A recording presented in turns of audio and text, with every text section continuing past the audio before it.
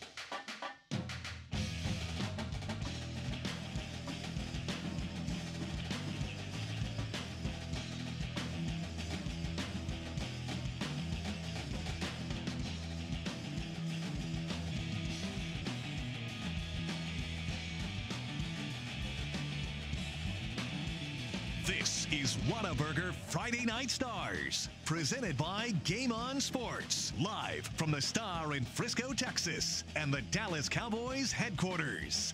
Here's Kyle Yeomans, Zach Walchuk, Eric Chiafalo, and Heckma Harrison.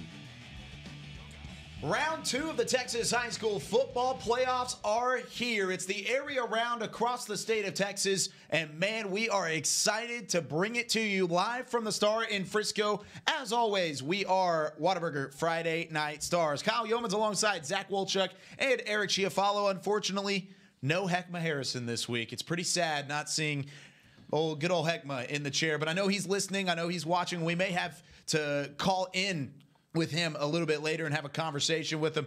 But overall, it has been an unbelievable week already of Texas high school football. Hope you had an incredible Thanksgiving and really into the weekend. Now it's Black Friday and it's time for football to take the center stage, guys. Yes, it is. And it is my favorite week of playoff time. I love the area round of the playoffs. I think you get some of the best matchups across the state. You still get a whole lot of area teams that are still involved in this one. And this is the round. In the bi-district, you get some teams that maybe don't belong. They had a weaker district. They're able to get in with that 4th seed. Now, I think you got teams that deserve to be there. They've already got one playoff win under their belt. And we have some unbelievable matchups to go through that have already been taking place all the way till tomorrow. It's Thanksgiving week. There's no round better than the area round, in my opinion. It's a beautiful time. Thanksgiving was so good. Heckma is still in his food coma, right? Is that I why think he that's couldn't exactly make it? where he I have is two currently. sources close to the situation telling me he's still on his couch, food coma. He hasn't got up. I thought he since was sat so down. ashamed by his performance last week that he was really? too embarrassed to In come the back prediction this week. segment, is that what you're referencing? He got worked as usual. I mean, he likes to talk the talk. Well, he faced doesn't a always little back it up. adversity for the first time this season, and then he doesn't show up. Yep. And he can't face Walchuk eye to eye. I think it says a lot about his character, and I'm flat out disappointed. I think we all are.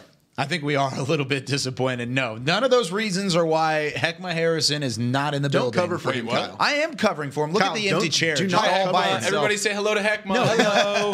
That's not even the he'd He's be never in the looked chair better. that I'm in right now. He comes in every time. He's got to have the chair with the Oh, it's arms. so sad seeing kicks it all me, empty. He bullies me out of the chair. So that's the chair I usually sit in. look That's at over that. there. Look at the back on that chair. God, okay, it's that so is lonely. not durable right there. That is not durable. That's why I stand. Well, now that we've gotten that out of the way for the first segment of Whataburger Friday Night Stars, let's actually talk about what we're You're in a told world to talk of trouble about. today. You're just with me and Zach. Like, I know, This this is is just gonna- Kyle. this is you a better, train you wreck. better drowning over loosen there. up, man. I'm all by myself You- today, and man. it is evident as ever. Oh, man. What a week of Friday night football action already underway. Of course, no games yesterday with a Thanksgiving holiday, but it's all about today and tomorrow. Lots of games tomorrow. And usually from the 5 o'clock to 7 o'clock show, we're looking at previewing other games, but that's not necessarily the case this week because plenty of these games have already gone final. A lot of games that kicked off at 1 o'clock and 2 o'clock are either final or nearing their final here in the North Texas area, but also a lot of games going on tonight that will also give you the updates and analysis for throughout the entire night.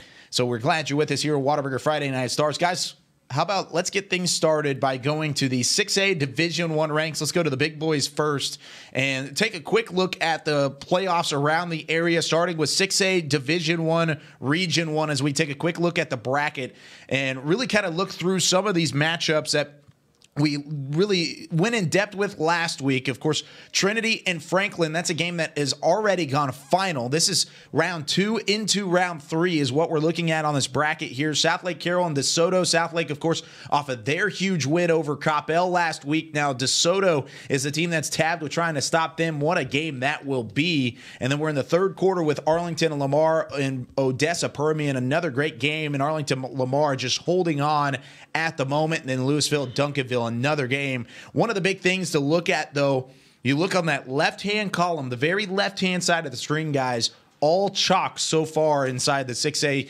Division I Region 1 area.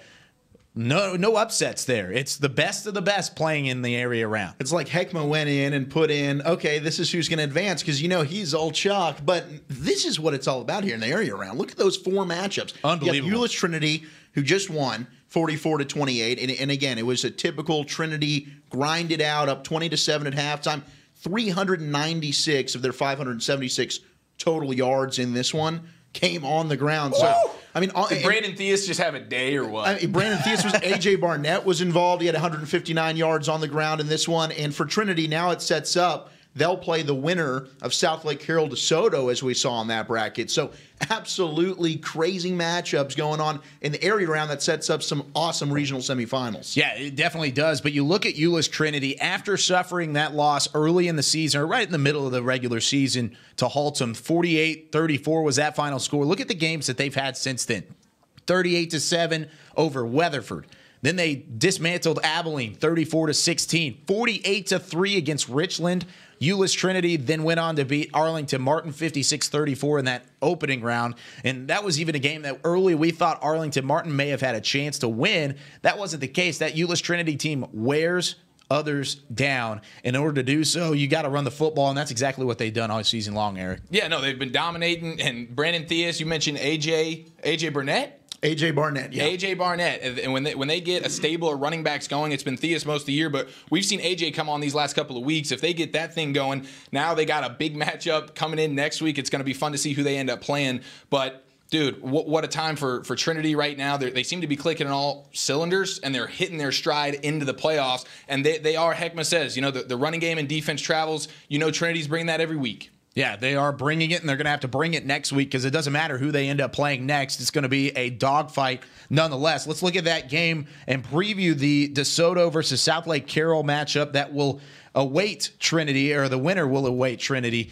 on the other side. But these are two teams going into the year that we said, hey, that's a legitimate team that can win a state championship. And this game being played tomorrow at Mansfield's Vernon Newsom Stadium. And oh, my goodness.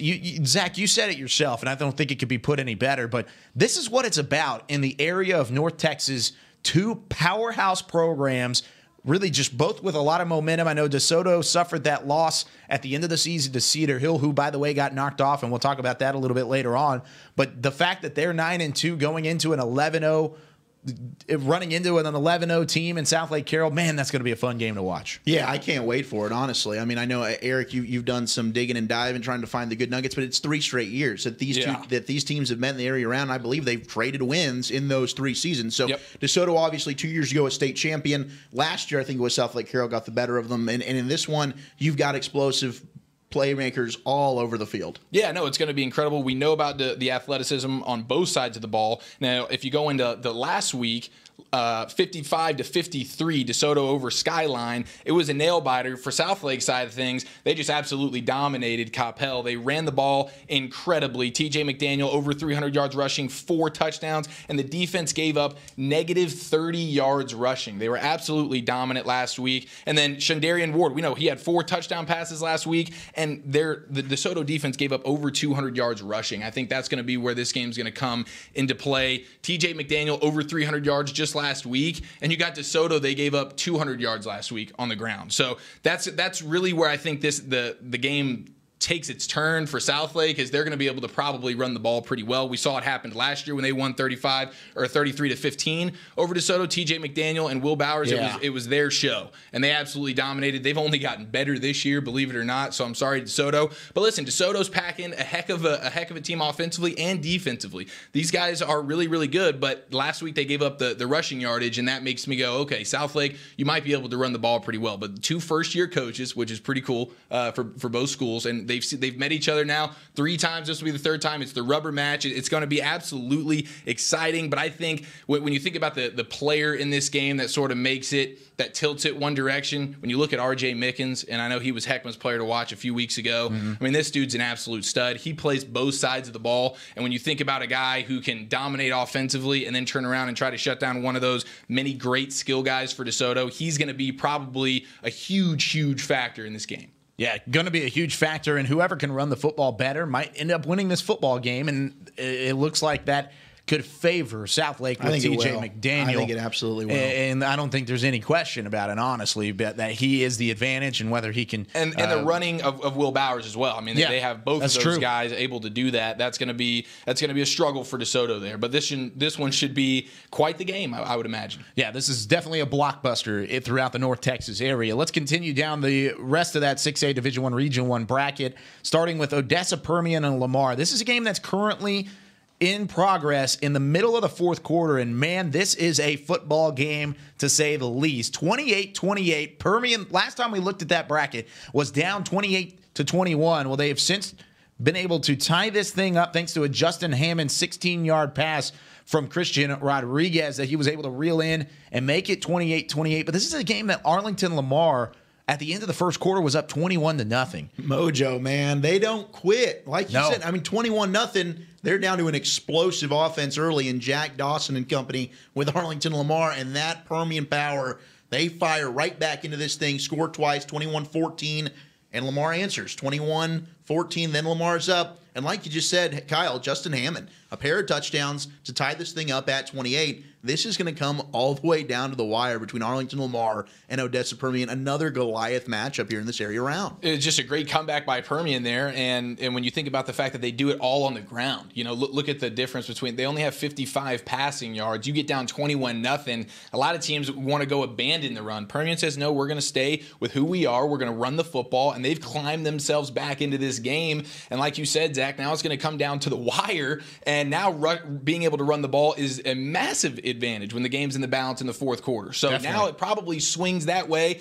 Obviously, momentum is clearly on their side. Can Jack Dawson do it again? He was really one of the main reasons why they put up so many points there early in the game. Can he close the game out for him? Gosh, this game's coming down to the wire. And Christian Rodriguez, when you talk about, yes, Permian's a run-heavy team, but they've scored their last 2 touchdowns through the air, only 55 yards passing, but he's making them count. He's 5 of 6, 2 of those 5 completions, 4 touchdowns for Christian Rodriguez. So while, they might be a little bit vertically challenged, they're finding a way to at least make Lamar respect their passing attack. And these are 2 teams that, if they didn't look down and see DeSoto awaiting in the next round, potentially either Duncanville or Louisville would be their next round opponent. DeSoto could be later on in the region. However, But both of these teams are legitimate state championship caliber teams. Arlington Lamar dismantled a good San Angelo team by over 40 points last week as they beat them 55-14. So this is a Lamar team that's being challenged by Odessa Permian, who we've seen all year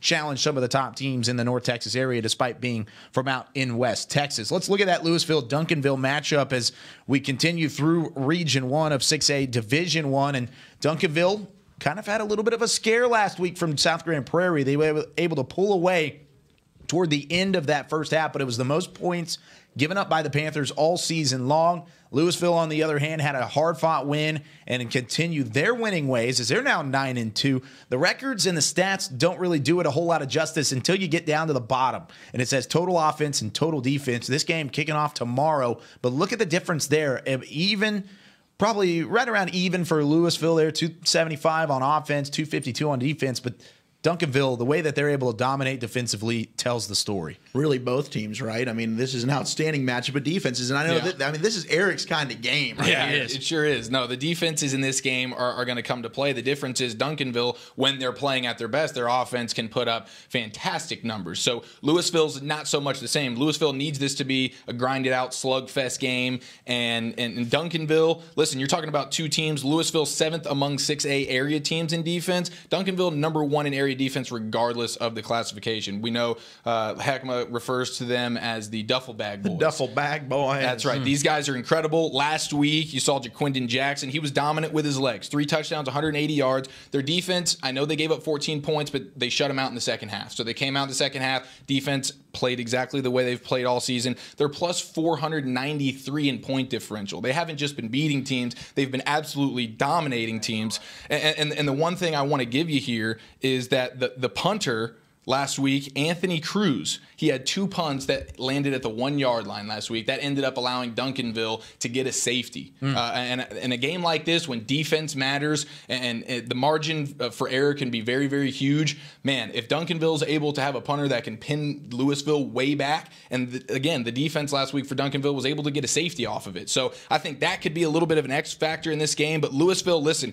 between A.J. Newsome, who, listen, last week he accounted for 4 touchdowns last week, fantastic. He's going to have to do that again. Ben McAfee, Dalen Clark, somebody's going to have the game of their life against this Duncanville defense. But if they can slow things down, make it that 10-7 style game, Louisville is going to have a chance. But if Duncanville's able to open this thing up, then it's going to be a world of trouble for Louisville. And we have a little bit of a correction on the graphic there. That is now the correct stat line, where it was 54-5 overall on average for a Duncanville team that's just absolutely dominated. But looking at this bracket, I should say, we went through Franklin Trinity. Trinity won that football game. Then you've got Southlake Carroll, DeSoto, Permian, Lamar, Louisville, Duncanville. Is Duncanville still the favorite out of these bracket or out of this region to try and make something happen, or is there a chance that Carroll or DeSoto can sneak up on Duncanville and try and make something happen here? Today, I would say today. Probably not today. I'm looking into the future of winning this region, that we're looking at the region as a whole. I mean, I did pick Duncanville, and I still think Duncanville has the ability to come out of this thing. But I think the most impressive team, the most consistent team throughout this year is probably Southlake Carroll. I think absolutely when you look at what Southlake Carroll was able to do against Coppell last week, Duncanville struggling a little bit. I think Duncanville still got some of the best athletes. Jaquindon Jackson's an outstanding player at quarterback. Their defense is second to none. What they've been able to do at 6A has been at a historic level. But top to bottom, when you look at defense mixed with ability to score, it's probably Southlake Carroll. But this is a who's who of a region, my man. It is. And that's kind of why I was asking. Duncanville kind of stumbled a little bit out of the gates, at least postseason-wise, and I wanted to see if you had fluctuated on your pick at all. I think I would still pick Duncanville out of this, but I agree. I think Southlake Carroll's a team that could knock off Duncanville the way that they've been so consistent on the offensive side of the football, but that hopefully will happen. I don't know, either DeSoto or Duncanville getting to that regional final would be an absolutely magnificent game to keep an eye on. Let's go to 6A Division I Region 2. Talk about who's who. There's some who in this one as well. Sound like an owl talking about it. But who. Yeah, exactly. But overall, you look at the top of this region and automatically, hello, Allen Eagles against the Rockwall Yellow Jackets. And Rockwall had a big-time win last week over the Belton Tigers, a good team out of the Super Syntax region. But then you look at Allen as well. They took down Rowlett with relative ease on their side.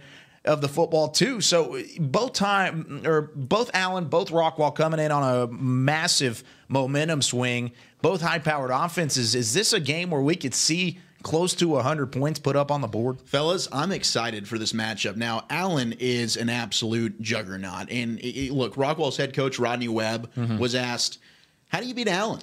And his response to this was, quote, I don't even know if I can answer that.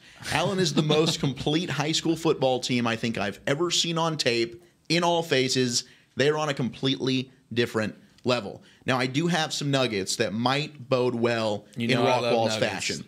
The last teams to beat Allen in the playoffs, and one of them happens to be in this region who they might play in the regional semifinal in the Woodlands, that is. So Allen, we know all about it. They've won 27 straight. They've won 98 out of 100 games. But the last two teams to do it, the Woodlands knocked them off in 2016, and Austin Westlake knocked them off in 2015. Now, what did both of those teams have? Well, they had elite quarterbacks. Sam Ellinger for Austin Westlake, who's now at the University of Texas. Eric Schmidt at quarterback for the Woodlands, who's now starting at Sam Houston State. And they also had outstanding receivers. Kylan Granson, who's at SMU for Westlake, and Kashawn Carter, who's now at Texas Tech for the Woodlands. And both teams were able to shut down Allen's running game and force them to throw. The other key is they started fast. They jumped up by 3 scores or more against Allen, and Allen rallied in both games and lost by a touchdown, but they were able to get up by enough that it avoided an Allen rally. What does Rockwall have? They've got an outstanding quarterback in Jacob Clark. They've got maybe the best receiver in the area who's only a junior, the Ohio State commit, Jackson Smith Njiba, who's one of the best players. And defensively, Rockwall's overlooked a little bit. We saw Anthony Orji, who's a Vanderbilt commit, with the hit of the week last week. Massive. Here on Friday Night Stars. So Rockwall has some of those components where they could go ahead and make this a challenging contest for Allen. But we can also be realistic. This Allen team might be more dominant than any of the previous teams they've had during this 6-year run. Grant Tisdale is unbelievable. Theo Weiss is unbelievable. They've got an outstanding offensive line. They've got depth at running back, and their defense can get it done at every single level. It's been an unbelievable, really just season to watch how good this Allen team is. But I agree with you. I see the firepower from this Rockwall Yellow Jackets offense and say, hey, they might be able to keep up. If you can get a couple defensive stops from that Rockwall defense, which we talked about last week, of course, the unbelievable hit that they had on from Anthony Orji and what happened there. You already mentioned him. But this is a defense that could get a couple of stops and maybe make this a football game. Looking back last week, that Belton Tigers offense had a couple games this year where they were either knocking on the door or were in the 80-point mark. So that was a high-powered offense, held them underneath 20. And it was really with relative ease all the way throughout. So this is a game where if you're Allen and you're not careful, it could be an upset. And this could end up seeing the number 1 team in the state, one of the top teams in the country, out early, which would be really chaos throughout, or at least it will be a good football game. So we'll keep a close eye on that one. If Allen dominates this Rockwall team, then everybody else is just in a world of trouble. Yeah, because this is a really good Rockwall team. No doubt. And if if Allen Allen just goes as out well. there and rolls, yes, exactly. Like this is kind of the one of the teams you can think maybe they could actually match up and go ahead and beat this Allen team. If this isn't even a game, then my goodness, all these other schools are just going to be like, what the heck are we going to do now? That's the thing, is if they're able to go in and dominate this football game, this is also a chance for Allen to separate themselves Make a as well. huge statement tonight and just put it on Rockwall. You're exactly right, because if they go in and take care of the Yellow Jackets early, I don't know who stops that's them. our I really only don't. chance. I mean, if we look at halftime and Allen's already up 3 touchdowns, I think that's all she wrote, my man. I don't think we talked about the offensive firepower, but clearly the key to beating Allen, you're not going to win on a comeback against them. You're going to have to get up out in front, make them chase you. That'll be the key. A fast start for Rockwall. That one kicks off here at 6 o'clock. And I do want to look back at that Region 2 bracket really quickly, because I want to talk about the games that could potentially end up with Allen or Rockwall in it here in just a week or so, because on the other side of that bracket, they've got Cedar Ridge and the Woodlands, which right now are at halftime. That's a darn good football game with Cedar Ridge, one of the teams that made a deep run into the postseason last year. And then, like you said, the Woodlands, a traditionally strong program, has a lot of athletes coming out of that program year in and year out. So either one of those teams, whoever emerges from that game that's right now 23-21, has a legitimate shot to at least challenge Rockwall and or Allen if or whoever comes out of that game. We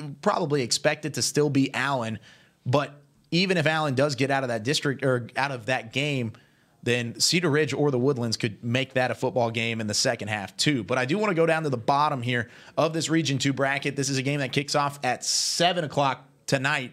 Saxe and Waco Midway. And now Waco Midway, very close to my heart.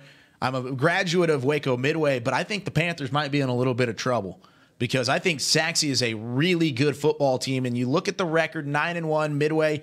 That one loss came early in the season to Trinity. They had a loss that was basically already written up against Mansfield Lake Ridge, who we see both of those teams being really good programs as of this moment. And this is a different Midway team than when they played up in the North Texas area last. But you could say the same thing about Saxe, who has been on an absolute tear over the last couple of weeks. They've been streaking for how long now? 8 weeks? 9, I think. 9 weeks? Yeah, they've won 8 straight. They started 0-3, and it's really all about that switch to Derrick Rose at quarterback. Yep. And they've been a completely different football team. And defensively, they're outstanding. Even with Hunter Spears going down to an ACL, the Notre Dame commit, they've come back and they can score. I mean, they're one of those schools. They've got the ability to turn defense into instant offense. So this is a great matchup with the Waco Midway team. This is actually a prediction game for us. So Yes. I don't know if we want to hold off on giving our picks till later. Or We'll hold off. Okay. We'll go to that later, but I did want to preview this matchup. and I don't want to make Saxe's one of the more, I can't really pinpoint how good they really are because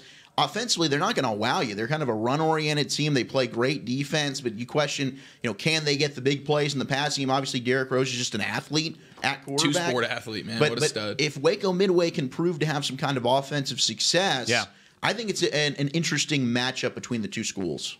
I look at this as a chance for Midway, who has an inexperienced quarterback under center, or behind center, I should say, out of the spread. But it's a chance for Midway to show that they have the running game. James Fulbright is their tailback. He's an all-world running back, and he has a chance to break John Hubert's touchdown record with a couple more scores from the program in Waco for Waco Midway. But on Saxe's side, that defense has been so stout that I don't know if that offense is high-powered enough to get past that Saxe defense. And the fact that Derrick Rose and that offense have been humming the way that they've been playing, this could be a long night for Midway if they can't get off to a quick start early. Yeah, and I don't want to make you sad, Kyle, and go ahead and make this prediction. Like we should. I don't want to. I don't want to bring his Kyle's spirits. You want to just not predict early. it? Yeah. We'll let Heckman at least, do it. just not till the end. We'll talk to Leave Heckman it for about it Heckman. later. All right, guys. Well, we know he's going to pick the favorite, so whoever that is. Whoever I wins didn't this look. game. I should. That's Well, true. I don't know. then we don't even need to hear from Heckman. We can just tell you who his picks are. There you go. Just throwing shots at Heckman every single he's not time. here. I mean, I know he he's can't not getting defend hit. himself. It's not even fair. The empty chair is just It's really not upsetting fair, me. guys. Where are you, Heckma? This chair is it's waiting for you. I think he's in season. Oklahoma. Where are you? All right, guys, let's go. We're going to take a quick break. We're through segment number 1 of Whataburger Love Friday you, Night Heckma. Stars. When we come back, we'll look at 6A Division 2, and we'll talk about Heckma Harrison, maybe a little bit more. We're live from the Star in Frisco. We're Whataburger Friday Night Stars, and we'll be back here in just a moment.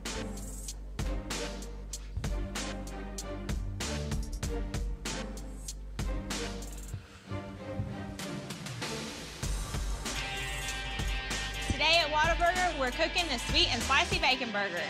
The sweet and spicy bacon burger is my all-time favorite. I love this burger. It's just perfect. 2 beef patties, 2 different types of cheese, caramelized onions. My favorite thing about this burger is the sweet and spicy pepper sauce and the bacon. You get it in every bite. Nothing beats this. The sweet and spicy bacon burger is an all-time favorite at Whataburger. That's happiness.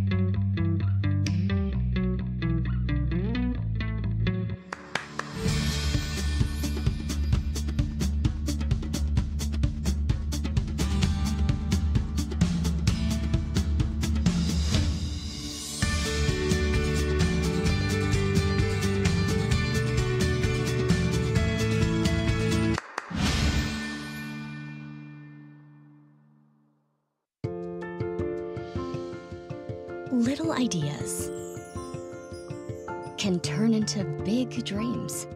Big dreams require careful planning and the right partner. A partner dedicated to helping you take care of your employees, protect your business, and plan for the future. It's sometimes overwhelming. It's often exciting. It's your story, and we can help. SWBC. You want to bring the heat? Prove it.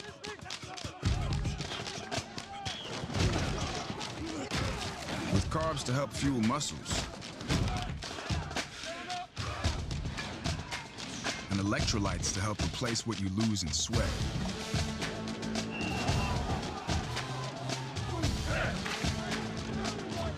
Studied, tested, proven.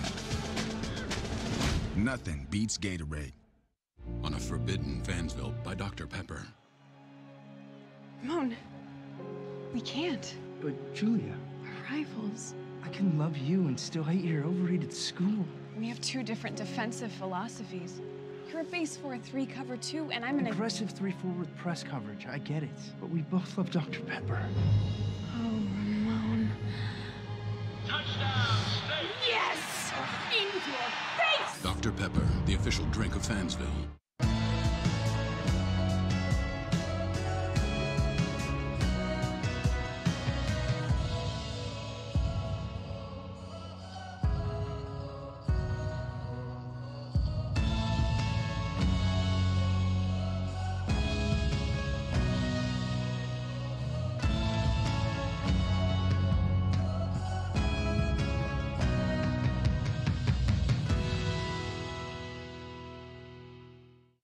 Hey football fans, check this out. It's called Fan Tag, the easiest way to get video highlights from all of your games. As a parent, I know the value of capturing our kids' special moments on video. Fan Tag makes it easy to relive a memory or share it with family, friends, and recruiters. Download the Fan Tag app, and on game day, find your event and get instant highlights delivered right to your phone. So never miss a moment. Try Fan Tag today. It's free. This is Academy Sports and Outdoors. We offer a huge sports and outdoors selection of top name brand gear like you've never seen. All at low prices like you've never seen. Because we're a sports and outdoor store like you've never seen. Visit us in store or at academy.com for the guaranteed lowest prices. Academy Sports and Outdoors, for all for less. In a world where a young family embarks on an incredible journey, a son gets lost in an epic film.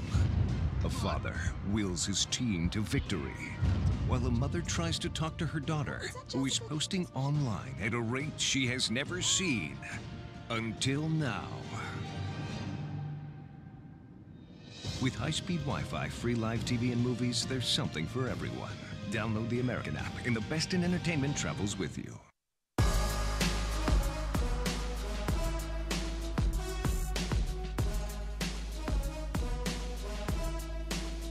Whataburger Friday Night Stars back here from the Dallas Cowboys headquarters. As just down the hallway from that, we have our first final, or at least one of our first finals from the Ford Center in the playoff action. Let's go take a look inside the Ford Center, as right now Whataburger Friday Night Stars gets Frisco, Reedy, and Midlothian. These are some highlights from this game where Frisco Reedy really controlled from the get-go, and that's a good Midlothian Panthers team, guys, that really kind of worked their way through the 5A ranks, and Frisco Reedy is able to dismantle them and continue the hot season that they have had, as they are unbelievable, and they continue to put up big-time numbers, this time inside the Ford Center, as they defeat Midlothian.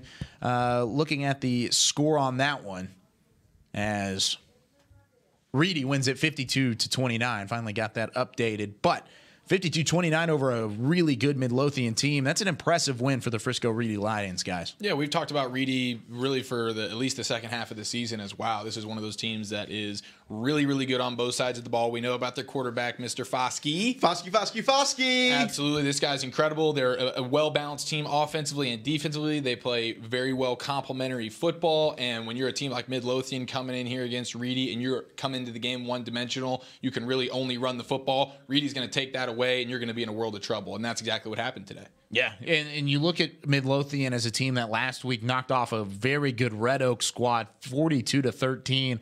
Maybe the slipper just didn't fit for Midlothian to try and make that Cinderella run throughout the playoffs because they beat a good Red Oak team and they came up against a better Reedy team the week afterwards, and that's just kind of how it goes in Texas high school football playoff action. Is you look at it and one week you get a great upset and things are going right for you, then you turn around and you got a whole nother problem on your hands, and that's exactly what Midlothian and Reedy looked at as this game kind of unfolded, and Reedy just took advantage from the very beginning. Yeah, I mean, you look at Foskey, he had 304 yards, 5 touchdowns to the air. The thing we've talked about all season with Reedy is they've got the ability to win pretty much any way you want to do it. And they put up a ton of points. If you want to do have a track meet with them, they'll do it. They can beat you in the air. They can beat you on the ground with Ferrara, who had 77 yards and a couple of scores. And defensively, they're stout as well. This is a very, very complete Frisco Reedy squad looking for that perfect season. And you look down the road, I mean, there's potential matchup for them against South Oak Cliff or against Aledo if they're able to make it to that regional final. Oh, man, that should be tasty. Yeah, that should be a lot of fun to look at. And another big-time win for Reedy as they improve on the season and continue to just kind of run through everybody. 52-29, you look at the stats there, almost 500 yards of total offense. And one of the big things that I know we've looked at for Reedy all the way throughout the season is turnovers. There's a goose egg in that turnover bucket for Frisco Reedy as they just don't turn the football over. They take care of the rock, and one of the reasons why they win football games, you talked about it, they could do it in a multitude of different ways, winning football games. But if you take care of the football, it makes things so much easier.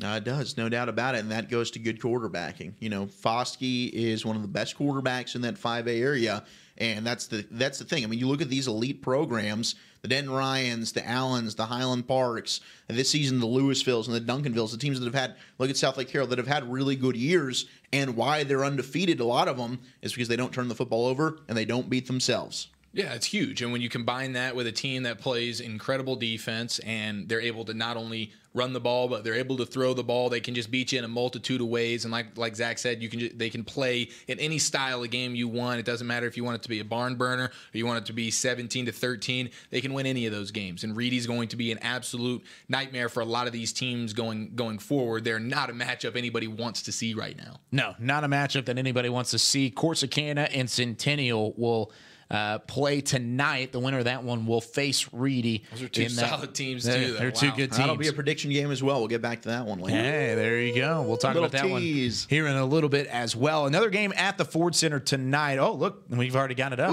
Well, hey, let's talk about it while we're here. 9-2 Corsicana, 10-1 Burleson Centennial, and it's another home game for Burleson. They were played at home last week when they were able to, let's just say, they took Kimball to the woodshed. 70-12 was that final score. And then they turn around and they face a Corsicana team that had a challenge in Lake Dallas, but were able to put up 53 points in a 53-31 win over Lake Dallas in that bi-district matchup to get to where they are. This is a Burleson Centennial team that's kind of flown under the radar a little bit throughout the North Texas area. Maybe it's because they're in 5A Division II. Maybe it's because they're just a little bit south of Fort Worth, but I know this is a team that really could put up some massive numbers. We saw it last week, 70 points on the board. This is going to be a good football game later today. And it's two teams that you look at, they can score points, but they're not going to do it through the air. They're two run-heavy teams, and it's a rematch game. There's several rematch games, not only from previous playoff years, but regular season meetings. These teams met in week 1. It was a 28-26 Burleson Centennial victory. So if it's anything like the first meeting, we'll be in for a treat. That will be a lot of fun to watch. Another Ford Center game on the way tonight as well that we'll be able to check in on the overtime show.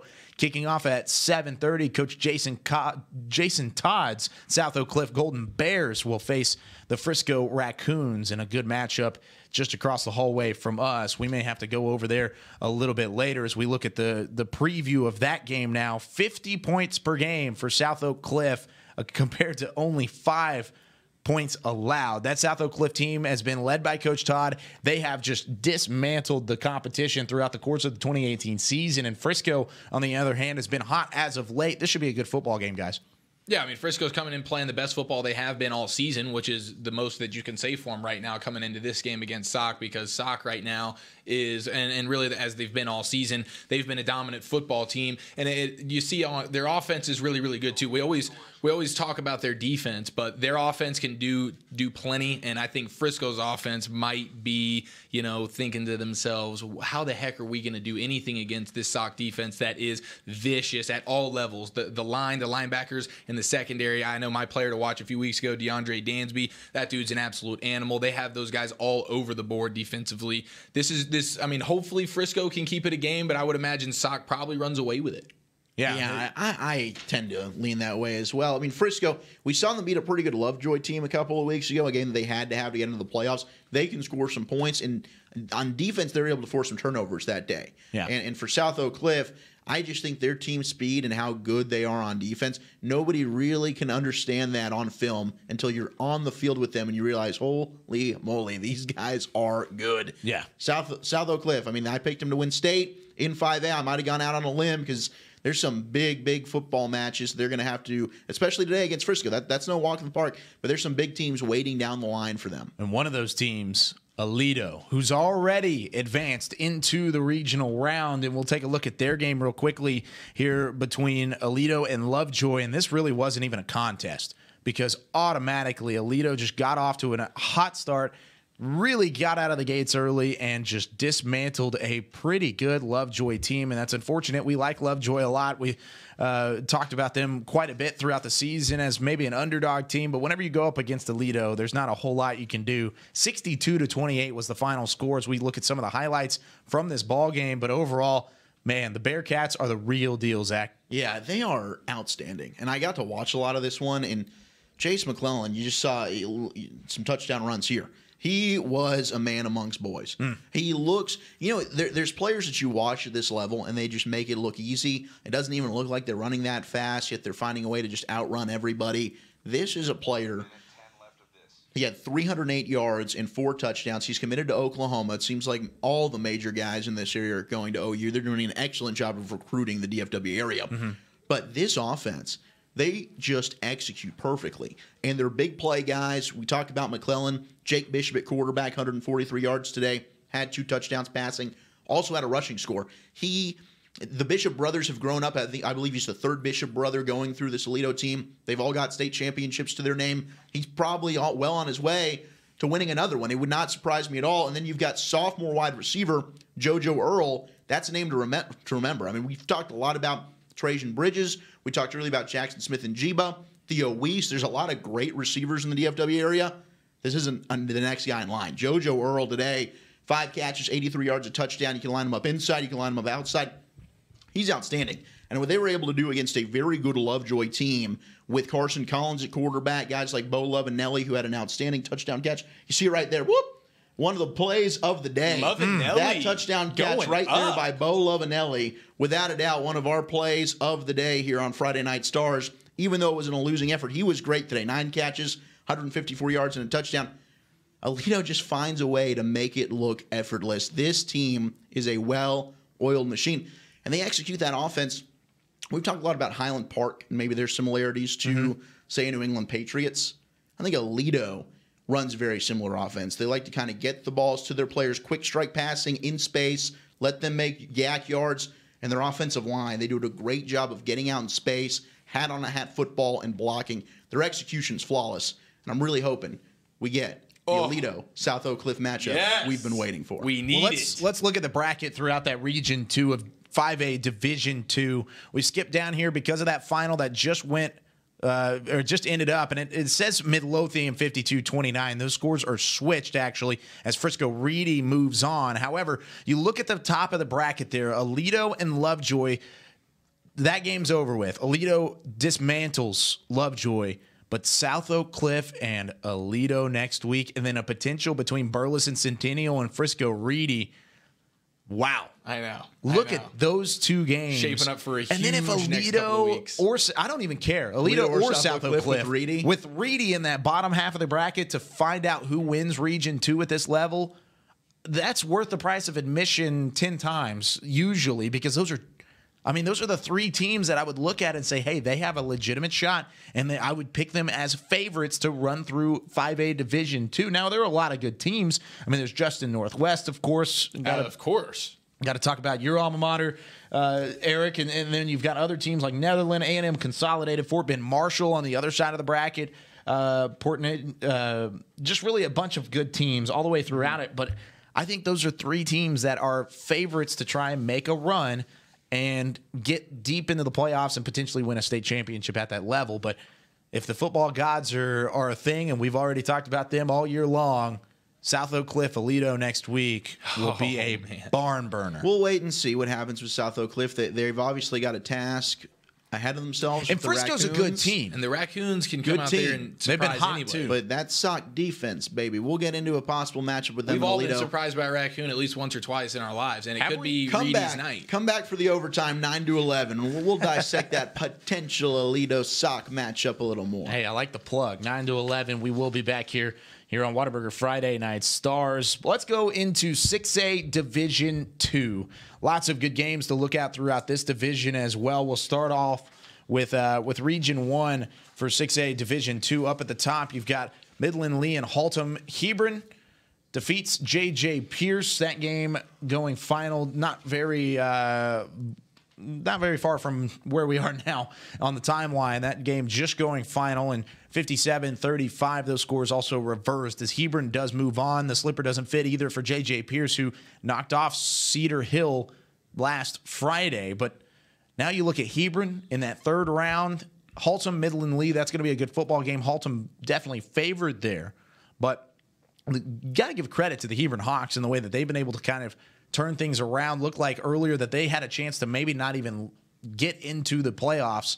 Well, they have gotten into the playoffs, and now they're 3 rounds deep. Another good run for the Hebron team. Yeah, let's dive into that Hebron J.J. Pierce game. And I'll tell you, there was no greater upset in the world of Texas high school football than last week when you had J.J. Pierce knocking off Cedar Hill. And I think coming into this week, that was the calling card for every team that was underrated or underappreciated. Looked like they've got an uphill battle for the Rockwalls of the world against Allen tonight, for the Friscos against South Oak Cliff. Any of the teams that are the favorites, the underdogs are saying, why not us? Did you see what Richardson Pierce did? Well, today it was all about the Hebron Hawks, and it was all about Carson Collins at quarterback. Carson Collins, 6 total touchdowns, boys. 4 rushing, 2 passing. Guess who the 2 passing touchdowns went to? Oh, Bridges? Yeah, a little guy by the name of Trajan Bridges. Oh, just that guy? It's pretty darn good. 2 receiving touchdowns. So we've talked about the outstanding playmakers that Hebron's got all over the field. Carson Collins, I mean, they've got one of the better coaches with Coach Brazel in the area. They took it to a J.J. Pierce team, but what was impressive for me was their defense. This game was really close. It was 38-35 early in the fourth quarter. Both teams trading scores. Their defense takes over in the fourth. Hebron got a pick 6 and a sack fumble returned for a touchdown. That's what sealed the victory for them today. So a complete team win for the Hebron Hawks here in the area round. Yeah, you look at the total yardage here, 403 yards on the ground. Did all 171 yards go to Trajan Bridges? Probably Roughly. a good chance of it, right? He probably had an incredible. Yeah, he had 101 yards and 2 touchdowns. A nice chunk, yeah. A great chunk of the entire passing game for Hebron, but that's all you got to do to get the job done. J.J. Pierce, not a bad team. We saw what they were able to do shutting down Cedar Hill last week, and then Hebron's able to turn around and say, hey, forget about that. We're facing J.J. Pierce this week, not last week, and they were able to do so, reel things in, and make a pretty good run in the playoffs here. Yeah, and Hebron, again, you mentioned it. Shout out to Diego Johnson and William White. Those are the 2 defensive players that had the 2 defensive scores to really put the nail in the coffin and allow Hebron to move on. And you mentioned it, Carson Harris, this dude doing it, being able to do it on the ground. Big play capabilities, too. I know we talk about that with Isaiah Broadway and obviously with Trajan Bridges. But Carson Harris, man, this dude, he had a 63-yard touchdown run. He has big play capability as well. And if Hebron gets going offensively, this thing could be in trouble because we know the playmakers they have. They've been a little up and down this season, but they're feeling themselves today, that's for sure. You're right. Consistency's been the issue with Hebron, but now they've got back-to-back wins together, and they're playing their best football here around Thanksgiving, and that's all you can ask for as a coach for your football team right now. Yeah, and you look at who they're going to play in that next round. They've got a date with potentially the Haltom Buffaloes. Let's look at that. That's a hot date. Yeah, you're exactly right. Let's look at that Midland Lee versus Haltom matchup. The Rebels have a lot on their plate. Yeah, they're 9-2, but man, Haltom last week squeaked by a good Arlington Bowie team, 47-41. That was a chance that Haltom gets upset in the first round of the playoffs, much like Cedar Hill did to that J.J. Pierce team. But now Haltom, if they can just do their job, they should have a pretty easy win here against Midland Lee. Don't want to discount Midland Lee. That's a good football team. But at the same time, Haltom is a team that could take advantage of this at ACU tomorrow at 3 o'clock. Yeah, I think with the success that Haltom's had this year, the undefeated record, how great Michael Black's been, we kind of just assume Haltom's going to go in. And like last week, we just assume, all right, Haltom's going to take care of business. Yeah. This is a Haltom program that hasn't really experienced a ton of playoff success. This kind of stuff is pretty new to Haltom. So while they've probably got the best team maybe they've ever had in their history, being in the area around it isn't anything new for Midland Lee. Yeah. The moment's not going to be too big for Midland Lee.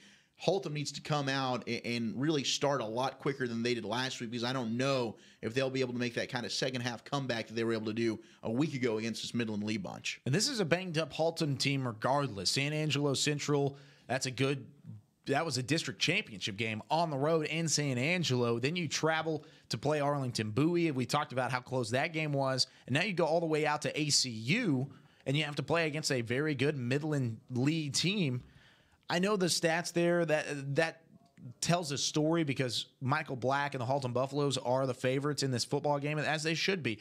114 completions for over almost 2,000 yards and 22 touchdowns for Michael Black on the season.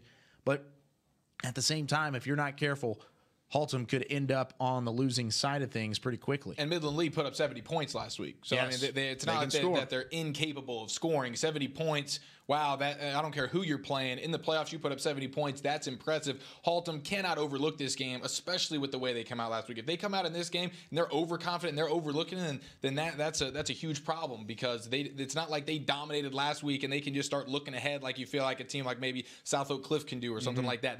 Haltom needs to get things going right now, because you don't want to barely scrape by in this one. Then you come into next week against a Studley team and you're going to be really, really searching.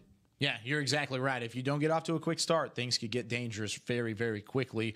A team that is very dangerous, the Arlington Colts. But before we preview their matchup at the bottom half of Region 1 at the 6A Division 2 ranks, I do want to give a quick update. We'll leave that graphic up on the screen for now as you get a chance to look at the two teams and the comparatives there. But Arlington Lamar just went for it on 4th and 6, scored a go-ahead 29-yard touchdown with just under 4 minutes left to take a 42-35 lead over Odessa Permian. They then picked off one of the first plays on that next drive, and then the next play, they scored on a 58-yard run. So Arlington Lamar up by 14 with 49-35 being the score against Odessa Permian. Now back to Arlington, talking about the Arlington Colts. Coach Peach has done an incredible job this season, but a tough task coming up against Tuscosa here out of Amarillo. This game being played in Wichita Falls. This should be a lot of fun to watch. Jahari Rogers and company for that Arlington Colts team, they're going to have to put up some points here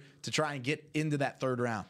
Yeah, I mean, Jahari Rogers, a Landry Award finalist. We know all about him. As he should be. He is an outstanding player, and his ability this year to really put the team on his back. I mean, his numbers have been awesome, and he's got a great receiver on the outside in Trey Cleveland, who is one of the best in the state, maybe more of the underrated players in this state. So for Jahari Rogers and Arlington, they're a complete football team. We know they're going to be able to put up a lot of numbers. Defensively, I think if there's one knock, last week against Weatherford, that they got a 49-16 win. Jahari Rogers 4 touchdowns in that game. Their offense strikes so quickly. They can go ahead. It doesn't matter if they're down multiple scores. They're a team that can go ahead and rally. We talked about Haltom if they were to fall behind. Arlington's a team, if Tuscosa comes out early against them and gets a lead, I don't think Arlington's going to go ahead and start freaking out by any means. But Weatherford did have some long, grinding touchdown drives against them in their 2 scores. Tuscosa is a team that they're going to come out, they're going to run that flex bone led by running back King DeRue, and that's a squad that, I'll tell you, that running game is one of the best in the entire area. I mean, in the entire state of Texas, really, but especially from Amarillo, where they're from.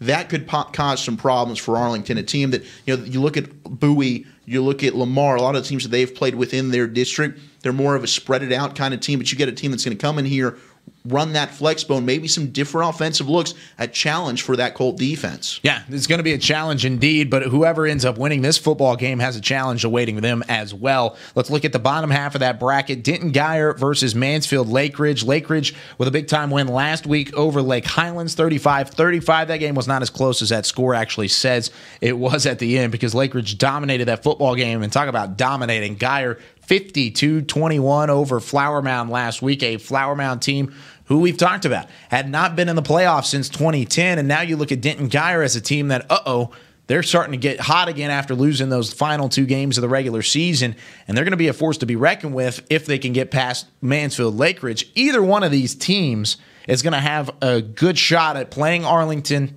in those regional regional semifinals and a chance to win the region, whether or not they go up against Haltom, Hebron, Midland Lee, whoever it may be coming out of the top side of that bracket. And this is one of my more, maybe it is my most anticipated game of this entire weekend. This is what makes the area round so great. Yeah. Guyer and Lake Ridge, and these are teams that this is the 3rd straight year they're actually going to play. They've played each other the last 2 years in non-district, and Coach Walsh likes that a lot. You know, he said that they're not seeing strangers. Last week when they played Flower Mound, that team was a stranger. He says the unknown is scary, and there's not a whole lot of unknown right here. He actually compared Chandler Rogers, the quarterback of Mansfield Lake Ridge, to some of the guys that they've had come through Denton Guyer, referring to Gerard Hurd, who's now a wide receiver at Texas, but won a couple of state championships with him at Guyer at 4A, and then Sean Robinson, who a lot of people forget. Before Sean Robinson transferred to DeSoto his senior year, his freshman to junior season, he was playing for John Walsh and the Denton Guyer Wildcats, and they went on the road. Well, they played at a neutral site in 2015,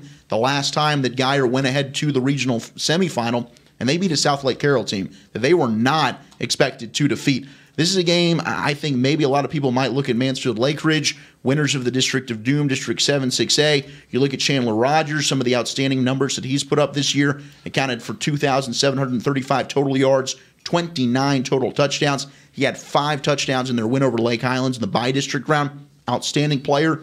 They might look at Lake Ridge and say, this is too much. I mean, I don't think Guyer, who's been inconsistent. You know, Guyer did drop their final 2 games heading into the playoffs. But to come back, coming off their best offensive performance against a really good Flower Mound team, and that Guyer defense has really, really stepped up. We talk a lot about Cadrick Cobbs, Eli Stowers, that offense, that rushing attack for Guyer. Their defense has only given up 18 points per game in their last 9, led by safety Brent Jackson, who leads the team in tackles. So that's something to watch for. I think other than Lake Ridge obviously battle-tested coming out of that District 7, 6A, but this is a game for Guyer. Don't overlook them. I think that they could win this one. Yeah, very well could. Yeah, I mean, I think it comes down to Guyer's offense and how they perform. You talked about the defense. The defense pretty much shows up every single week. The question is with the young quarterback and Eli Stowers and that running game, if it works, this team is one of the better ones in the area. When they're clicking on all cylinders, they went through that 3 or 4 game stretch during the season where they were just absolutely dominant, and then they tailed off.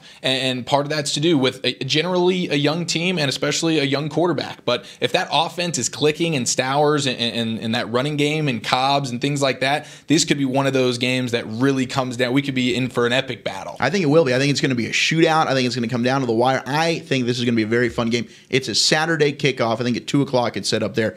Lake Ridge, Guyer, get your tickets now. Like the plug there at the end. Get the tickets now. We don't sell tickets here on Whataburger Friday Night Stars. I will tell you that. But you can come back and tune in, and we'll talk about it that next game's week. At Pennington. 9 to 11. That's a good spot for a football game as well. We're going to take a quick break here on Whataburger Friday Night Stars. When we come back, we'll start up hour number 2 here from the Star in Frisco. We'll look through Division 2, Region 2 at the 6A level and look through some of the 5A Division 1 and other scores from throughout the area. Do want to give you one final score real quickly. It's final. Arlington Lamar knocks off Odessa Permian 49-35, the Jack final Dawson, score. baby! Jack Dawson continues. They fight to live another day. The Vikings beat Odessa Permian. We'll be back in a minute here on Whataburger Friday Night Stars. No mojo today. Works up my thirst for an ice-cold Pepsi Cola, like getting buckets. Whether I'm breaking ankles or breaking hearts. Hey, Drew. It always brings the refreshment, and I've been drinking it a long time. Drew, how old are you anyway? Yeah. Doesn't matter. Uncle Drew, in theaters, June 29th. Future tastes good.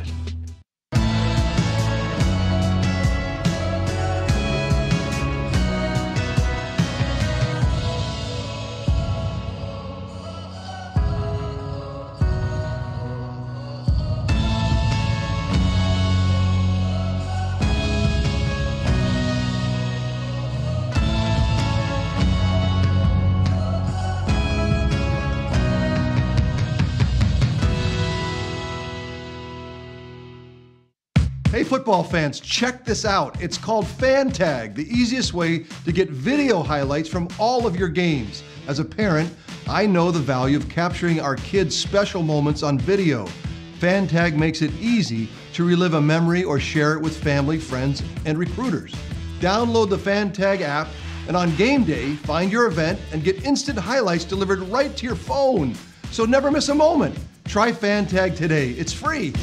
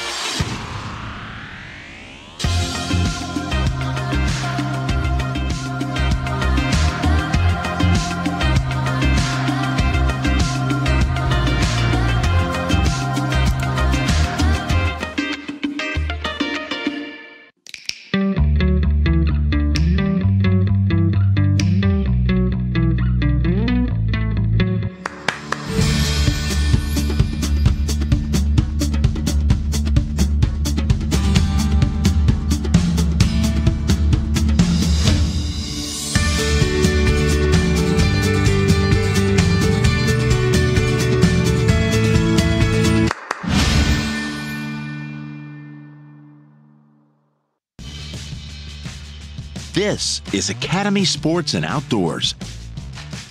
We offer a huge sports and outdoors selection of top name brand gear like you've never seen. All at low prices like you've never seen.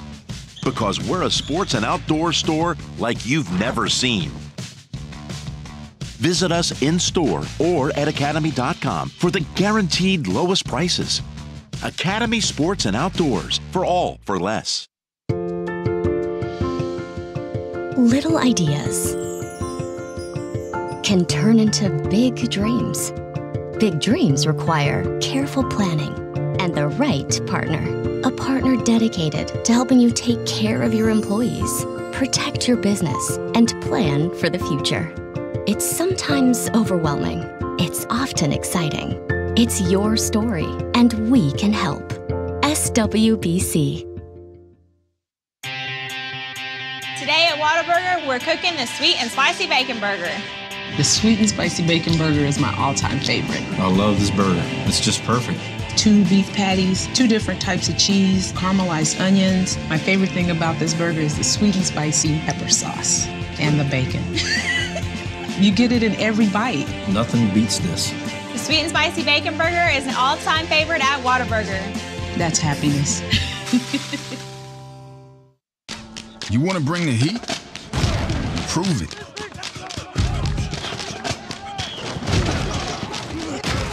With carbs to help fuel muscles.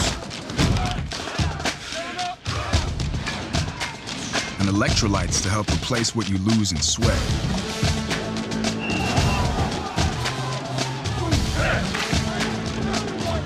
Studied, tested, proven.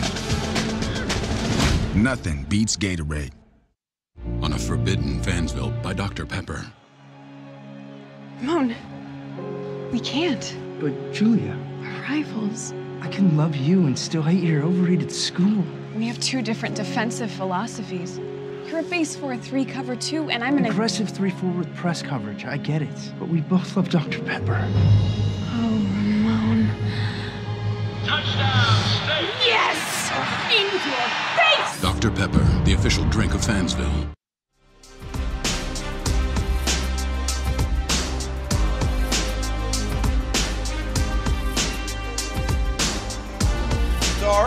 In Frisco, as we are back here on Whataburger Friday Night Stars.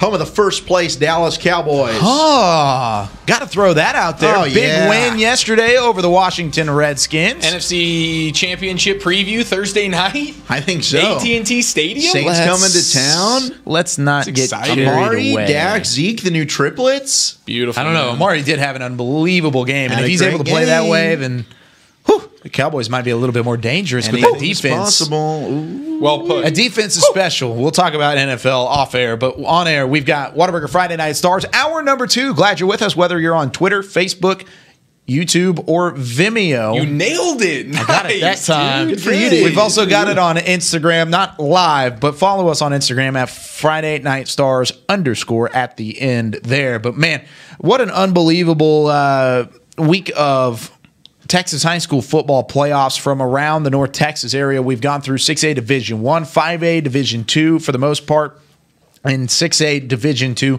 at least the top half of the bracket for Region 1. Let's go into 6A Division II, Region 2, as we get set to look at Longview versus Prosper up at the top of the screen. But, man, there is a lot of good matchups on the way. Vandergrift, Klein Collins, that's out of the area. But, man, that's a barn burner as well, kicking off tomorrow. That Prosper Longview game is also tomorrow at the Star. It says Friday up there, but it's a tomorrow game. And then Cypress Ranch and Spring Westfield. I love on the tomorrow Saturday. games. Hey, just get over it and go with it. Mesquite Horn, though, after upsetting Temple in round number 1, are now looking for the upset of Wiley in round number 2. That's Mesquite Horn team that Heckma Harrison, who's not here today, picked to beat Allen in week 1, then started 0-7. Sorry, I got to laugh a little bit at that. It's incredible that he did but that. Mesquite Horn, that's a good football team at 3-7. They squeaked their way into the playoffs. They only lost 70% of their games. And then they made it to the playoffs. Incredible. We'll talk about that game here in a little bit. But first, let's preview Prosper versus Longview. And guys, this might be, Zach, you said that Geyer game might have been your best, most anticipated matchup of the entire week. I think this one might be my most anticipated matchup. Okay, Longview versus Prosper at the Ford Center at the Star. Longview, a team that a lot of people coming out of East Texas think can win the state championship or have picked them to win the state championship, a.k.a. myself, who has picked them to win the state championship. We are geniuses. We're on the same page here. Well, we'll be geniuses if they can take care of Prosper, and we might have to talk to Brian Sutcliffe about this a little bit later, but 9-2 Prosper coming out of that district, 9-6A, that of course houses the Allen Eagles. That's a Prosper team that isn't scared of anybody. And now you look on the other side, and if there is another team other than Allen to be scared of, it might be Longview and the Lobos. And now they meet up at the brilliant Star in Frisco, just down the hall from where we stand at the moment. Does that sell you enough with a 7 o'clock primetime kick on Saturday night, Zach?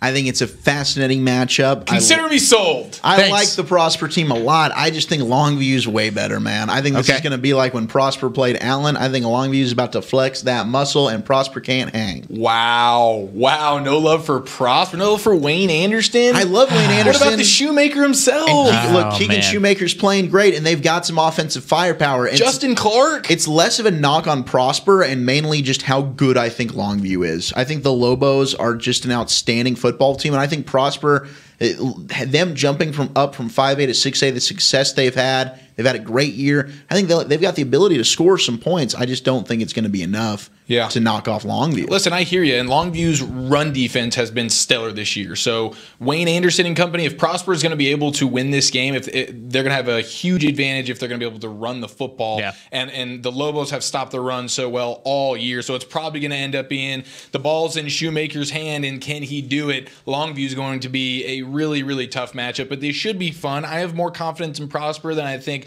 Zach does, but this is definitely a tough matchup for Prosper, no question. Well, looking at both teams and the defenses that they both possess, do you still expect these offenses, who have also put up points for most of the entire season, to still put points up on the board? Or is this going to be a defensive struggle? That's a fair question. I guess that's what it really comes down to. I don't have a lot of confidence in Prosper's defense. When we've seen Prosper play these teams where they're against another high-octane offense, that offense has had success.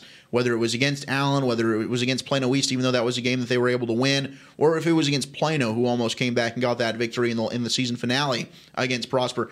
I don't think they're going to be able to slow down the Lobo offense. I think Longview's D has a better chance to slow down Prosper's offense and force a couple turnovers. Yeah, and Longview's quarterback, Haynes King Jr., this dude is a stud. 2,600 yards through the air this year, and that doesn't even include the few hundred yards he has on the ground. And he's got weaponry galore. Camden Perry, this dude, 1,300 yards receiving, 16 touchdowns, and he's got multiple other guys he can get it to. Longview is a stellar team. Prosper is going to have to play a near-perfect game, but they do have the weapons to potentially make this a close, high-scoring game. Longview Can I just interject here really quick? Of course you can. And this doesn't have anything to do with this region, but it does have to do with a game that we've already talked about. But it's football, right? And it's football. Nice. It's football, man.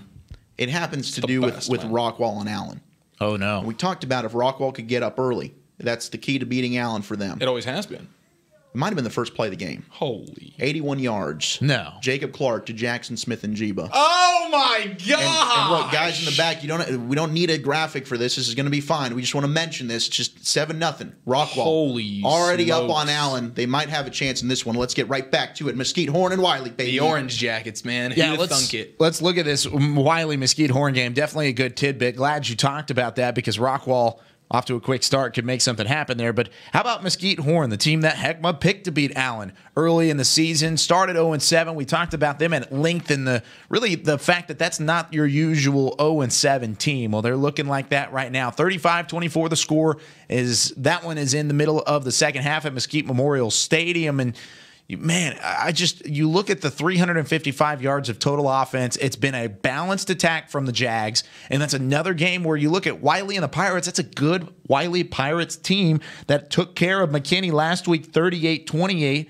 But Mesquite Horn just able to put points up on the board and continue to be methodical on that offensive side of the football. Yeah, I think for Wiley, their defense had been a lot better than this. And for Mesquite Horn, they're finally looking like the team we thought that they should have looked like. Hello, Jermaine Givens. Yeah, Jermaine Givens, a guy who was a 40-touchdown passer a year ago. Really, welcome back, bro. Really was struggling the majority of this year. Comes back, all of a sudden it's playoff time. I'm going to flip that switch. Now, Jermaine Givens, 186 yards and a touchdown so far through the air. At a $118 and 2 scores on the ground. And look, Wiley offensively, Rashad Dixon's having a solid performance. He's got over 200 yards passing and a touchdown. He's got 2 rushing touchdowns as well. And Donovan Ollie, who's one of the more unheralded big-time receivers from the DFW, 7 catches, 122 yards, and a touchdown. So Wiley's big playmakers, Ollie and Rashad Dixon, have come to play. Their defense has just not found a way to slow down Jermaine Givens in this Jaguar offense. Listen, Jermaine Givens on fire today. He's been on fire the last couple of weeks. The last month of the season, right? Last week, he had 504 yards of offense. Unreal. 293 through the air, 3 touchdowns, 211 on the ground, 1 touchdown. The dude is a video game player, and he's playing lights out right now. Mesquite Horn, one of the hottest teams. It's so funny because they were 3-7, making it to the playoffs. Now they're one of the hottest teams, and it's much thanks to Jermaine. Well, look at the district that they work their way out of. You look at District 11, 6A. Who else is in that district? You've got Longview. Longview is one of the best teams in the entire state. Sure, yep. Of course, you've got other teams like Mesquite. I know Mesquite and the Skeeters got knocked off by Waco Midway in that first round. And then you've got Rockwall. Yeah. You mentioned this play a second ago. I've got the play ready and up to go. We got the play? We've got the play. This is a look at the opening score for Rockwall and the Yellow Jackets from Garland. Look at this. Jacob Clark, back to pass, looks to his right, and then it's just off to mid-tunnel screen. The races. Look at that. There it is. Bye-bye. That's an Ohio State Buckeye right there. Oh, they got a fast guy. Get off Holy me. smokes, who was that?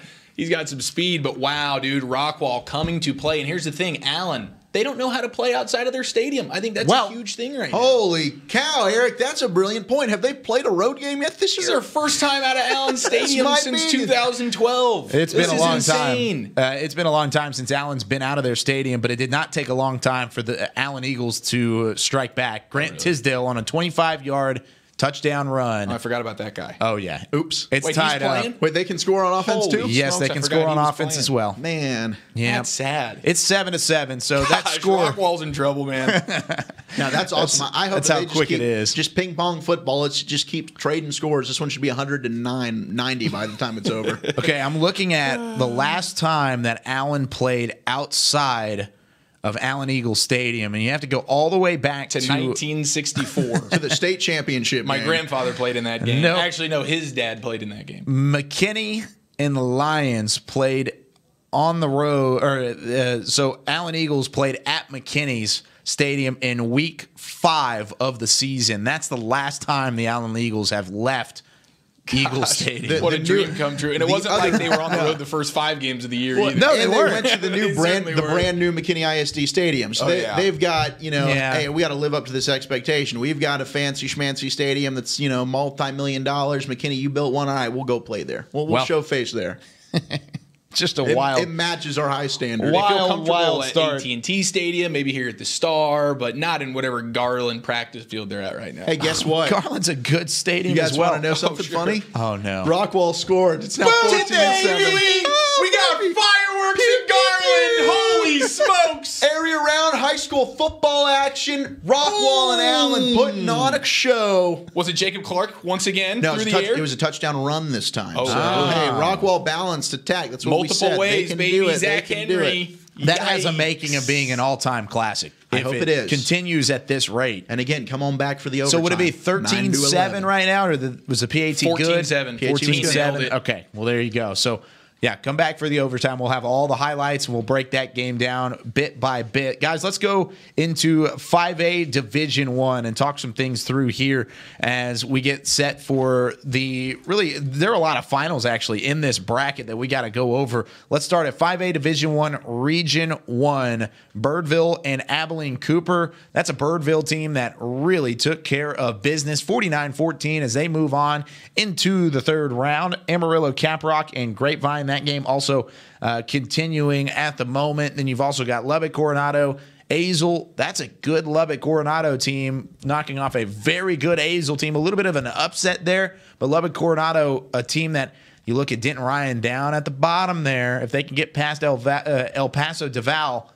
then, man, that's going to be a good matchup, Lubbock Coronado and Denton Ryan. Yeah, and just a note on that Coronado-Azle game. Azle up a lot of that one. Coronado came on back. Azle a chance to win it on a game-ending field goal. It gets blocked, returned for a touchdown by Coronado. Where's Caden Davis when you need him, huh? Yeah, where is Caden Davis? He is also sitting on the couch, unfortunately. Thanks to the Dragons. Yeah. And that's a shame because if Azle would have won that game, we could have had ourselves an all-area, potentially, region right here, which would have been awesome. Yeah. Because if Grapevine can beat Caprock, I feel confident Ryan gets the dub tomorrow. Man, that would have been dope. But Birdville gets the win, and you talk about Stone Earl and Ladarius Mixon, two juniors. These guys are incredible. That Birdville offense puts up almost 50 points and almost 500 yards. But Mixon and Earl, these two guys are best friends. They have a fantastic story. You could actually read it in the Dallas Morning News about how Ladarius Mixon is actually about to have to, it's some sort of foster situation that Stone Earl's family brought him in. They've been best friends ever since, and they're the dynamic duo for Birdville right now, and they're hitting on all cylinders. That's a Birdville coaching staff that's incredibly experienced in this area, and that's a good Birdville football team. And you can also look at Birdville as just a community that's starting to rally around a team that a lot of people didn't have this high of expectations for going into the season if you were outside of that area. Unless you went to Birdville or knew about Birdville or were in the same district as Birdville, you didn't necessarily think they were going to be as good as they are this season, but they've done more than that, and they've exceeded those expectations, gotten to a chance to where they're in the third round of the playoffs and have a chance to go even deeper and play against a Denton Ryan or continue forward and try and win a state championship. And their two best players are juniors. Yes. Earl and Mixon. Returning. At quarterback, running back. I mean, that is beautiful. It's a great time to be a Birdville fan or player. And a shout out to really all the Birdville fans. They really blow us up on social media. You can follow us at Friday_stars and keep up with that as well. But they have been all over the place. So if you're a Birdville fan watching this broadcast, thank you for that, because we have been keeping up with the Hawks and will continue to do that as they get closer to really the ultimate goal of keeping that postseason alive. Let's look at Amarillo, Caprock, and Grapevine. This game kicking off at 7 o'clock tonight at Sweetwater's Mustang Bowl. That's just a classic stadium for a nice classic matchup. Grapevine, one of the oldest schools in the entire DFW area. And then you've got Amarillo Caprock. Just look at the logo. I mean, the logo itself is absolutely awesome and a retro-like logo, but this is a Grapevine team that has just been firing on all cylinders lately, coming out of District 4 5A, and I mean, that's a team that's dangerous right now. If you're Amarillo Caprock, I know you're kind of off in West Texas, maybe not paying a ton of attention to what this Grapevine team's been doing this year, but now you look up and you're saying, uh-oh, what do we got to do to stop the Mustangs? And how about that? You talk about a tough district. Those were three top-heavy teams, the Ryan, Birdville, and Grapevine, all now in the same region, all out of the same district. And really, Ryan, we anticipated Grapevine to maybe be able to score with Ryan, and Ryan smacked them pretty good. But they've bounced back very nicely. Their last two games, their defense has stepped up. They've only allowed 14 points combined in those two, and their quarterback, Cade Rhodes. I mean, he has been awesome. 437 yards, 3 touchdowns in their win over to Crowley in the bi-district round. He finished second in the 5A area amongst all passers. So I think Cade Rhodes makes the difference in this one for Grapevine. But you look at Amarillo Caprock. They got a 42-17 win over El Paso Eastlake. They've won 4 in a row. And they've got a very experienced team that's back from a year ago, led by dual threat junior quarterback Tariq Williams, who is an electric kind of football player. So I might lean Grapevine in this one. This is a prediction game. We'll go ahead and give our official picks a little bit later. But an Amarillo Caprock team that should also, this one could be an explosive, high-scoring game. Yeah, I wouldn't be surprised at all if we saw these two teams put up some numbers. Another game that we could see being a big-time number-type game is El Paso, Duval, and Denton Ryan. And we look at Denton Ryan as really the top team out of this region, out of that 4-5A district in Division I, and they haven't necessarily done anything to change our minds in that fact because they've been so dominant and they've been able to work their way through it. They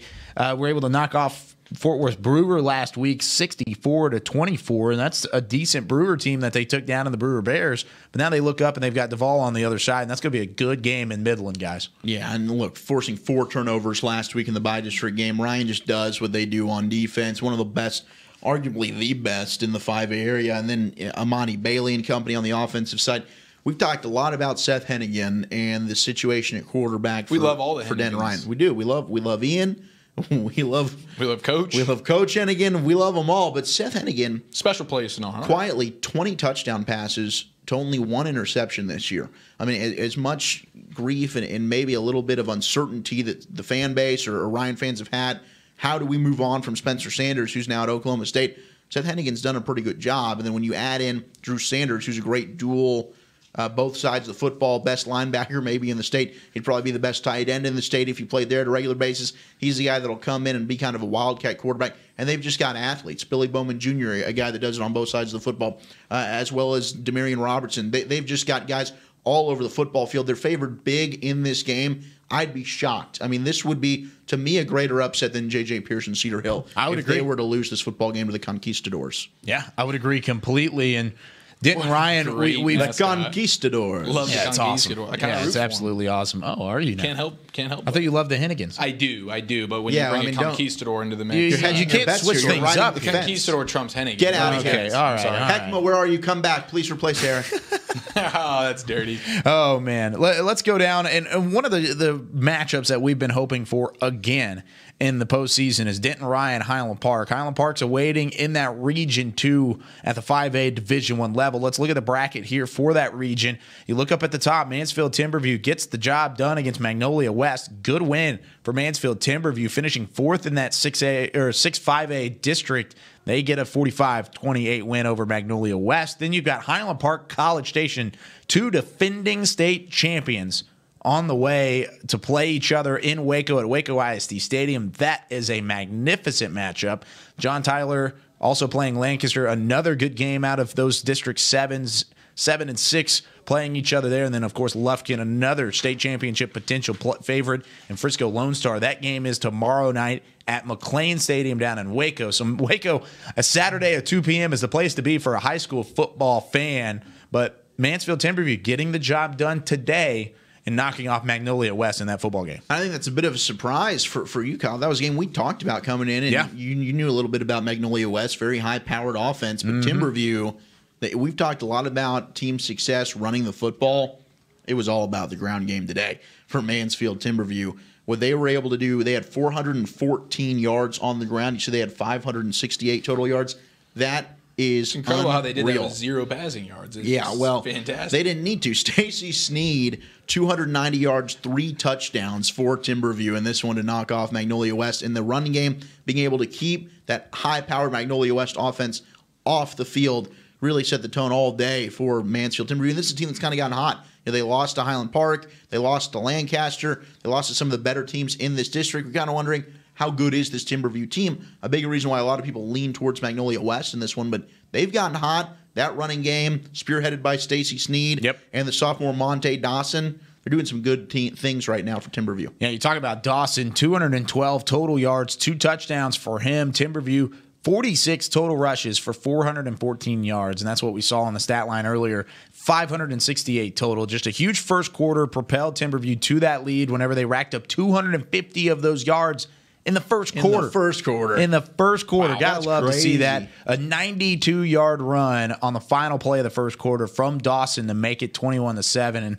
that's really that set the tone it's early a great on. day to be a Dawson. You know, Great day to Jack Dawson. And then my boy here just going off. That's Monte incredible. Dawson. Monte. Yeah. It's a good day to be a Dawson. Let's preview that College Station Highland Park matchup at the same stadium where Timberview defeated Magnolia West. Yeah, let's go there. Let's go there. The Cougars and the Scots, both teams winning a 5A state title last year. Highland Park was at the 5A Division I level. College Station, thanks to the realignment, now at that Division I level as well after winning their Division II state championship last year. This is a dogfight waiting to happen. Two big teams size-wise, and then also two athletic teams on the outside. This is going to be a magnificent football game in Central Texas. I'm thrilled to watch this one. I mean, you talked about it. If you can't get excited about two defending state champions meeting in the area around, then there's something wrong with you. High school football isn't for you. We've got a great matchup at quarterback between two guys that can get it done not only through the air, but on the ground as well. Dual threat guys, and Chandler Morris for Highland Park, 43 total touchdowns, just under 3,000 total yards on the air. And then Brandon Williams for College Station, 28 total touchdowns, just under 2,000 total yards for him.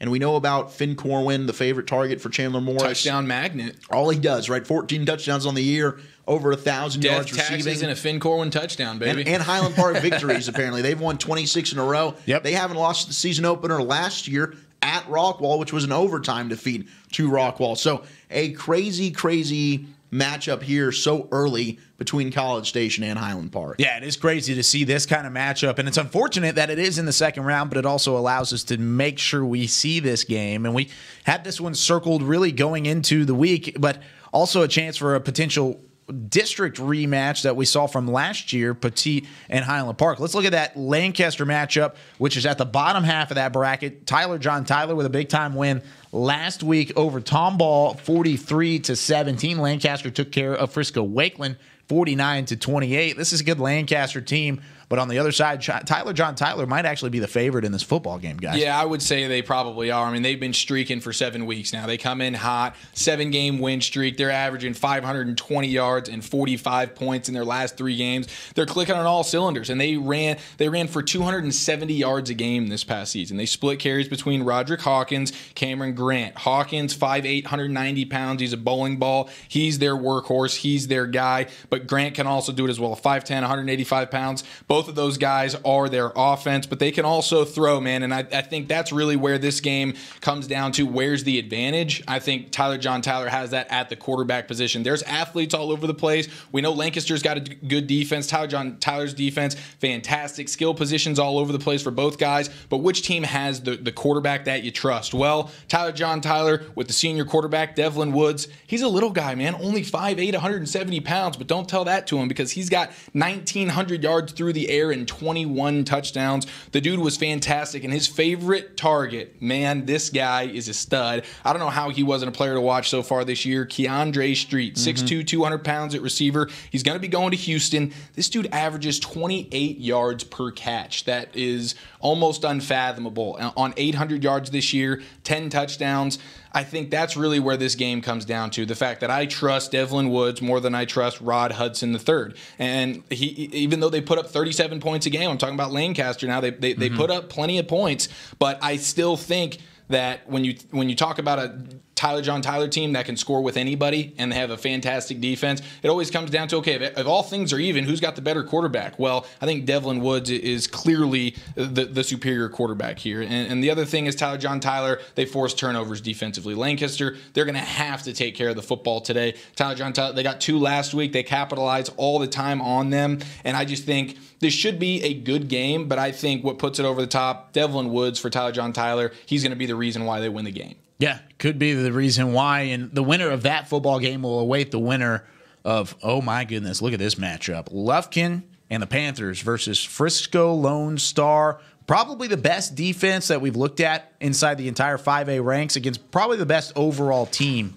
in the 5A ranks. This one's at Baylor's McLean Stadium, right on the Brazos River down in Waco. And this is a magnificent matchup. 9 points allowed for Lone Star, and then just Lufkin's explosiveness. It only has 39 points per game up on the board, but the fact that they can put up points, but they do it in a methodical fashion coming out of East Texas, that's going to be a magnificent game to look at McLean Stadium tomorrow night. Yeah, Lufkin coming into the postseason was the number 5 team in the state at season's end, and Lone Star right now coming off their really impressive win over Legacy, 35-point victory. And last week, Lufkin ran for 356 yards. They run the ball incredibly well. It's crazy. The alma mater of Des Bryant is running the football that well? Yeah, they sure are, man. Des be like, where's all the receiving yards going? Now, Lone Star, both of these teams play really, really good defense. Lone Star only gives up 80 rushing yards a game, 2.5 yards a carry. Well, Lufkin gives up 68 rushing yards a game and 2 yards a carry. So, what's going to give here? And Lone Star, they have 16 interceptions in 11 games. We know about their defense. But Lufkin, they have 3 defensive linemen with double-digit D1 offers, and it's led by the big nose guard, Carl Williams. He's committed to Arkansas. Shout out to Zach there. And 6'4", 305 pounds. This dude's an animal. Wow. They got a couple other guys on that D-line that can really wreck a game, and they're going to go play big college football somewhere. And they got plenty of weapons. I mean, on offense, they want to run the ball, but they got weapons. Jalen Polk at receiver, he can do plenty of things on the outside, but they want to get it to their backs. They want to get it to Smallwood. They want to get it to Barry. And let's see if the Lone Star defense can stop them. It's going to be two defenses. This is going to be. You guys already picked your matchups of the night. This might be mine because I think the first team that scores. I think first team to 17, first team to 20 is probably going to win this football game. Yeah. And for Lone Star, it's Marvin Mims. Mims is their guy. We talked a lot about Julian Larry. I don't think they're going to have a lot of success through the ground with that big, tenacious not going to be able to run the football. It's going to have to be to Marvin Mims on the outside. The only blemish on the schedule for Lufkin this year was that Longview loss on the road, 35-28. The fact that they were able to hang in against Longview as well as they did and then knock off a team like McKinney North last week as emphatically as they did, beat a Magnolia West team that we've already talked about that Mansfield Timberview knocked off. They beat them 31-7. That's a very good Lufkin football team. However, on the other side, Frisco Lone Star, even though they're not favored in this football game, Lufkin favored by 10, that Lone Star defense can really make an impact early in that football game. No doubt. It's the battle of the defenses, and Lufkin also beat them pretty handedly earlier this year, that College Station team we just talked about. Oh, you're exactly right. right. One of College Station's 2 losses. 35-3. Yeah, Lufkin can really put it on, and they've put it on some really, really good teams. This is by far the toughest test for Lone Star this year. Yep. But, hey, this is a really, really tough test for Lufkin as well. 2 stellar defenses. I can't wait. Walchuk, you said it. It's Marvin Mims. If Lone Star's going to have a chance offensively, they're not going to be able to run the ball as much as they want to. They got to put the ball in Julian Larry's hands, and his favorite guy is Marvin Mims. He's had a fantastic year. Can he do it tonight? He's going to need to have a couple of big plays. Yeah, and it might have to come through the punt return game because we've seen Mims have an impact in the special teams. Not those mums for homecoming. Marvin Mims in the special teams game. So punt return, kick return. Lone Star's going to need to play like that to hang with Lufkin. I agree with you, Eric. Lufkin is an outstanding football team. Yeah, that's going to be an awesome game to watch. McLean Stadium, if you don't have your tickets for either that or College Station Island Park, which is literally just down the street from where those 2 games are being played in Waco. Yeah. Get down to Waco and Central Texas if you can. But a lot of games throughout the North Texas area we've got to look at as well. We're going to take one final break here on the pregame edition here at Whataburger Friday Night Stars. We'll lead you up into kickoff of the 7 o'clock games, and then we'll come back at 9 o'clock, 9 to 11 for Whataburger Friday Night Stars overtime final break. And then we talk about 5A Division 2 Region 1 really quickly. We'll look through the rest of the 4A and other brackets throughout the North Texas area as the area round continues here for Whataburger Friday Night Stars.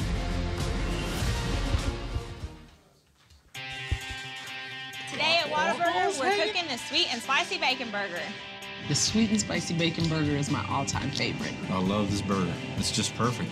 2 beef patties, 2 different types of cheese, caramelized onions. My favorite thing about this burger is the sweet and spicy pepper sauce and the bacon. You get it in every bite. Nothing beats this. The sweet and spicy bacon burger is an all-time favorite at Whataburger. That's happiness.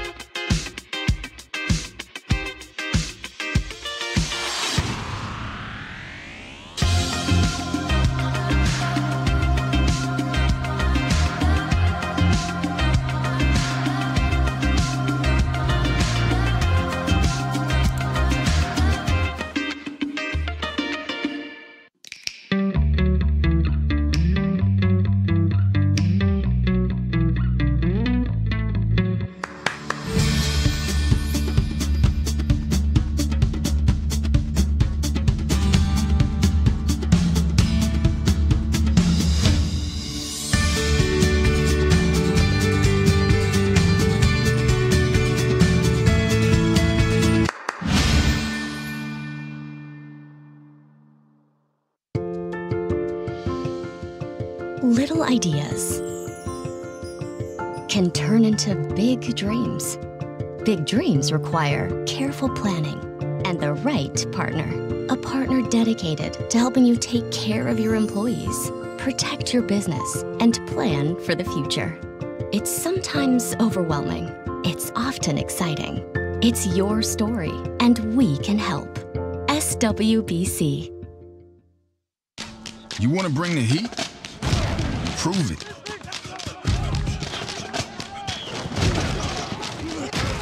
With carbs to help fuel muscles.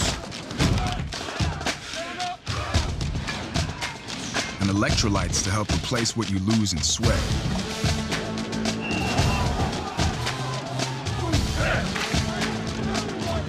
Studied, tested, proven.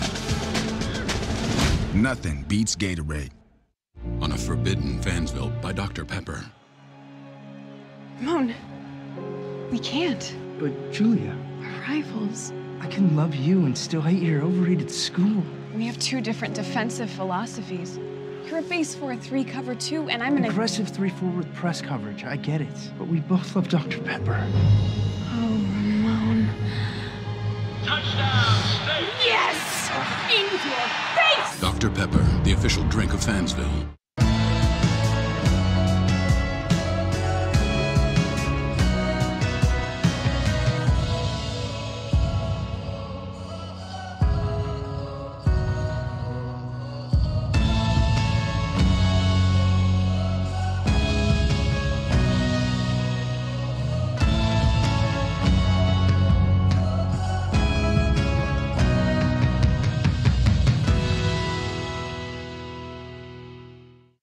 Hey football fans, check this out. It's called FanTag, the easiest way to get video highlights from all of your games. As a parent, I know the value of capturing our kids' special moments on video.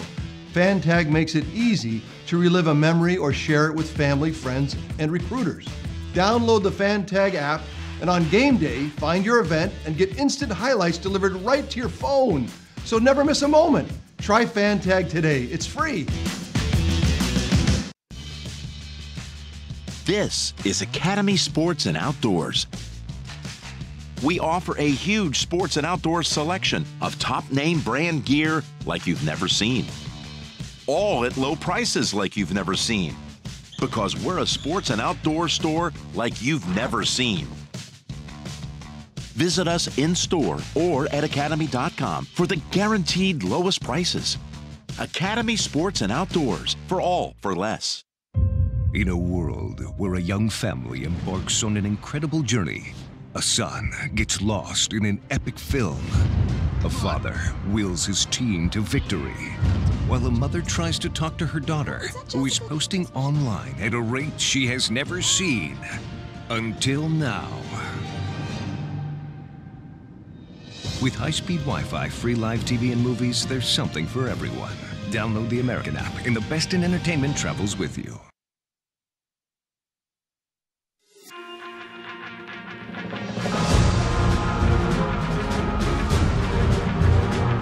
Rockwall halfback pass back of the end zone, and the Yellow Jackets complete it. 20-14 is the game right now as the Yellow Jackets lead the Allen Eagles. Unbelievable, 20-14. right? Unbelievable. They missed the point after, unfortunately. They're doing a great job. You know what? We're pulling out all the stops here. We're pulling out all the stops. It's a halfback pass. We're ready to go. Here we are, Rockwall. Trickeration. Make it happen, baby. Yeah, dude. Rockwall out here doing their thing. And Walchuk, what'd you say? Got to get up on them early. That's exactly what they've done. Now, in those past playoff games, whatever, when Allen has lost, they've been down by 3 touchdowns early. Not so much the case now, but holy smokes, a lead's a lead, baby. When you take that against Allen, you'll take that any time. And they're pulling out all the stops. They're doing the trickeration. They got halfback passes. You already know. Listen, they got a fantastic quarterback anyways, but they've got running backs that can throw the ball. Sure, let's do it. It's crazy, man. It results in a touchdown. Fantastic. It's the bust. Yeah, it's been unbelievable. Now, looking at this at the start of the second quarter, Allen just scored again. Oh, whoa, my goodness. 21-20. Allen and the Eagles take the lead. That lingering extra point. Oh, what did we do? We ding one off the side or something? I didn't know you played for Rockwall. 3-yard. Yeah, me and the Orange Jackets, baby. Yeah, I don't know. The Orange Jackets. The kick was blocked. That's what it was on the point after. The little things. Allen will find a way, man. Allen will find a way. They'll win by 1 point. It'll be off that block field. But what did we say? And I know it's still early, and this thing can be broken open by Allen at any point. But what did we say? We wanted to make sure Allen. Hopefully, this could be a tough game because if Allen blows through a great Rockwall team, then we know all these other teams are in a world of trouble. Rockwall making it close, giving these other teams a little bit of hope. Hey, if Rockwall can do it, we can hang too. That's very true. So I mean that's a little bit nice to think. Okay, maybe Allen will have a little bit of some challenges lying ahead if they can even get through tonight. Yeah, they got to get through tonight. They're uplifting. They're giving hope to the rest of the DFW. Thank you, Jacob Clark. Let's look through the rest of these 5A and 4A matchups really quickly. Going to 5A Division II Region 1, and really the only highlighted game that we want to look at through this area is Justin Northwest as the Texans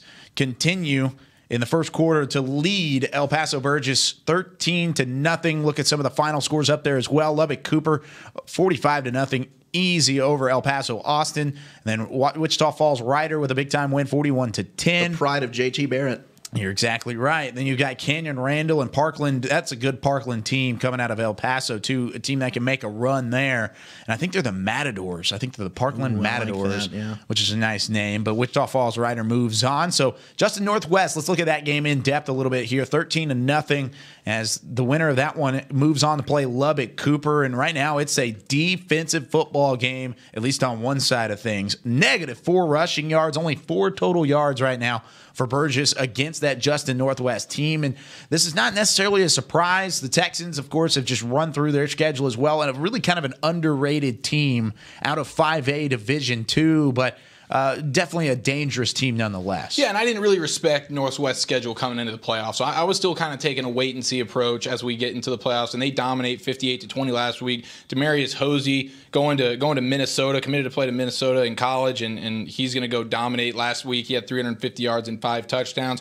Quarterback Austin Ahmad threw for 300 yards, 3 touchdowns. They had 670 yards of offense last week. Wow. That's what they've really done all season. Last week was no different. It looks like tonight is going to be a very, very similar thing, and what's happening right now to El Paso Burgess is exactly what couldn't happen. They wanted to come into this game, be able to run the ball, eat up some clock, try to keep the ball out of Northwest hands as much as you can. With their quarterback Maldonado, he's not much through the air, but on the ground he can do some things. And Robert Hall is their running back. I mean, that's really what they wanted to do. They wanted to come in here and be able to run the ball. Well, -4 yards to start the game is not the way to do that. And Northwest has a fantastic linebacker, Cooper McDonald. He's only a junior, but there's a long lineage of McDonald's at Northwest. And I played with his brother Colton. He played at UNT. He was a stud linebacker. His other brother Caden, he's at San Diego State playing linebacker right now. Cooper's an absolute stud at linebacker. Northwest seems to be doing their thing. Remember, they got 4 guys with at least 500 yards and 5 touchdowns receiving. They got a ton offensively. It looks like they're going to run through this one, and we'll see what they can do after. Yeah, and sticking with 5A Division II, we've talked about Region 2 already throughout this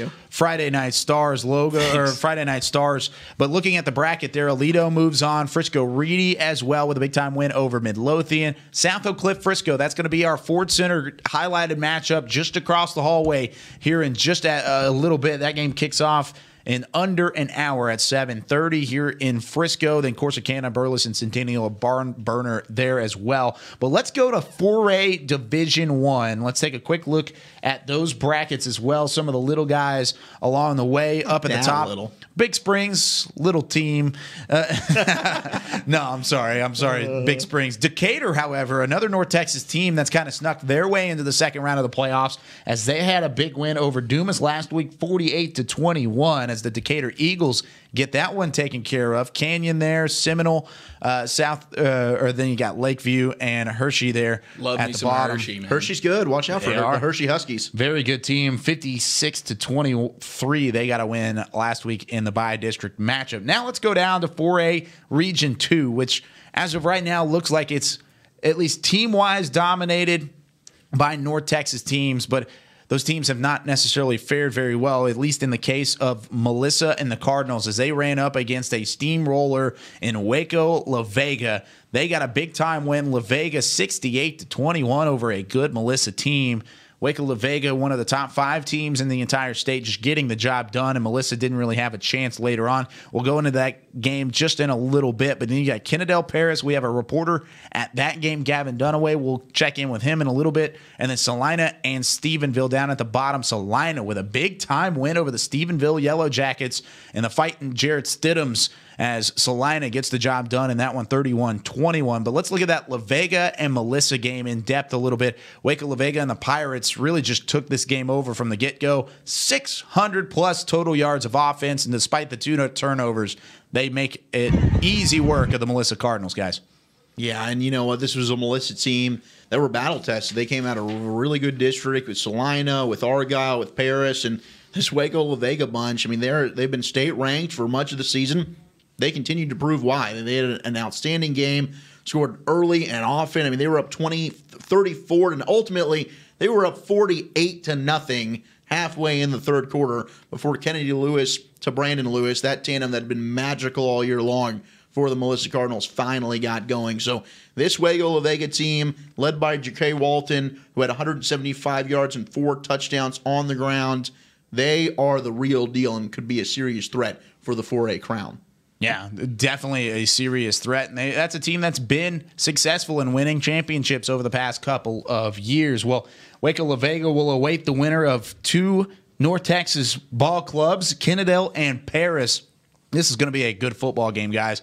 I'm excited about this one at the 4A level. Are you excited? I'm very excited. Let's go! From Ron Post Stadium, Kennedale, maybe the favorites in this football game, but don't expect Paris to lay down by any means in this one. Again, Paris coming out of that very competitive district. Yes, Argyle, they are. With Melissa, with Salina. But Kennedale, they got a guy who is one of my favorite players that is an unheralded but a goodie, and that is DJ Curvin. DJ Curvin is just a beast at running back for them. Kennedale's another one of those programs. They've been good for years now. No different this year. With DJ Curvin running the ship there, they're going against a Paris team. Both these teams, wing T offenses. They're very well coached. They want to grind it out. Last week, Paris got a big win over Carter, racking up 523 yards on the ground. They had 3 different running backs go for over 100. So Paris can run it. Wow. But I don't think they got a running back in that stable as good as DJ Curvin over there for Kennedale. Yeah, that's one of the game breakers for sure. If Kennedale can get him going early, that might be a long day for Paris on that side of the football. Let's keep it with, really, that 7-4A Division I district. China Springs versus the Argyle Eagles, 11-0, 56 points per game. China Spring, 6-5 overall on the season, and the Cougars coming out of Waco. This one being played in Joshua. China Spring really has been a team that gets 3, 4, 5 rounds deep in the playoffs, at least over the last couple of years. The team they've run into there was Carthage. Now they run into Argyle, and it's not going to be really a separate result for the China Spring Cougars. Argyle should roll easily here, guys. Yeah, they've been outstanding all year long with Bo Hogamoom at quarterback, Dylan Carter at receiver, and Tito Bice, the sophomore running back. That is a 3-headed monster, a junior wide receiver quarterback combo, and then the sophomore.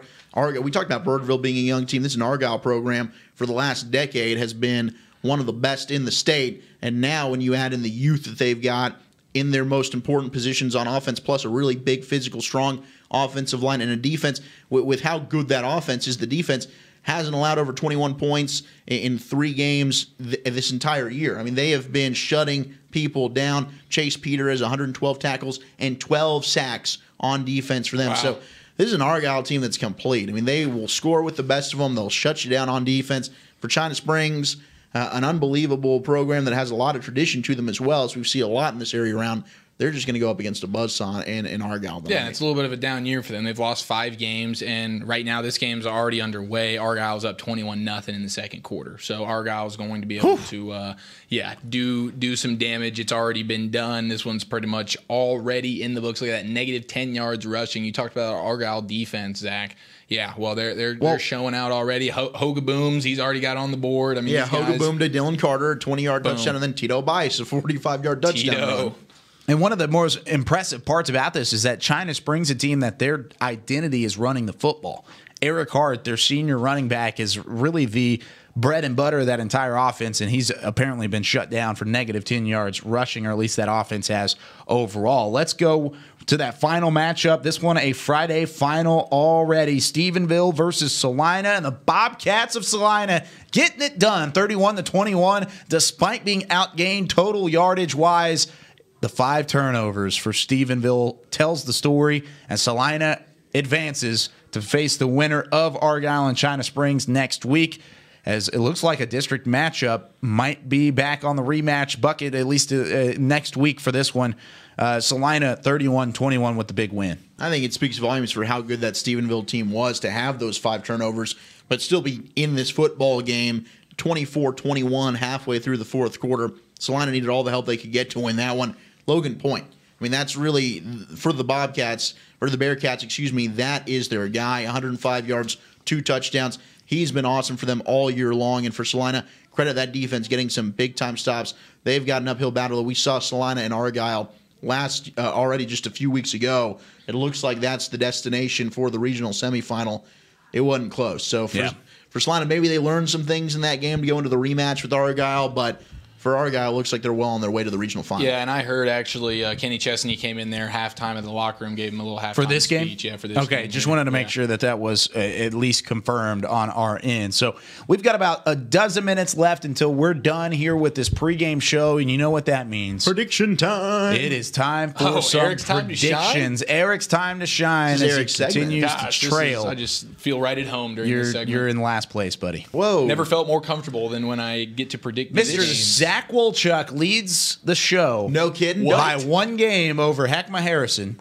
I'm an upset. 2 games back from Heckma. And you're 1 game back from me. Okay. So we're all within striking distance for Except sure for me. heading into these final weeks of the playoffs, and we've got a slate of games. And even though Heckma is not in his chair this week, he has sent us his predictions. Of course he has. Of course he has. Although we don't need him, we can just look at who the favorite is, and that'll be who he picks. Well, okay. I wonder if he knows that I'm up by a game now, because I don't know if he's watching or not. He should be, though. He's acted like he's been up by 100 points. Has he gotten out of that food coma yet? I think he's still stuck. He might still be stuck in the food coma after Thanksgiving. But let's start things off with some of these games. Friday night, 7 p.m. This one about to kick off. Waco Midway, my alma mater, versus the Saxe Mustangs.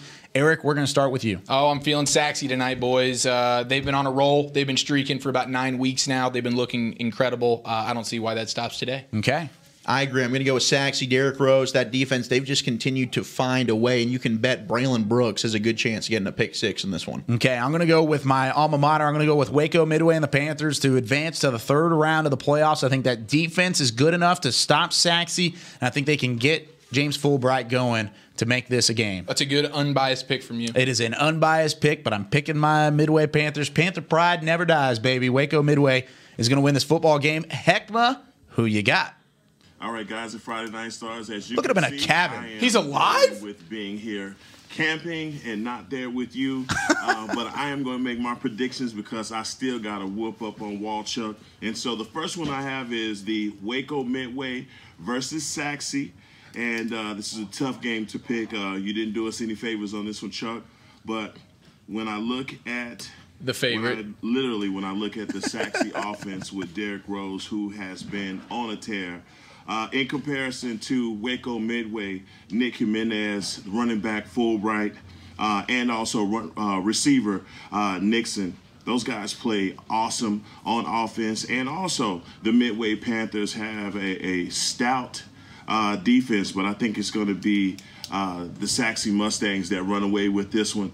Saxe has a high-powered offense with Derrick Rose, like I said, but also their DBs, Micah Buchanan, Matthew Carter, Jameson LaJoya, and Braylon Brooks. Those guys are going to make the difference in this game, so I'm going with Saxe. Well, Saxe is his pick. I'm the only one by myself picking Waco Midway. I'm okay with that. I'm confident in my pick. How about that Heckma stranded in the woods somewhere in the mountains? Like he still finds a way. Well, he's got a lot of analysis on his picks, so we're going to have to get through these quickly. Arlington and Tascosa out of Amarillo. This game also a 7 o'clock Friday kickoff.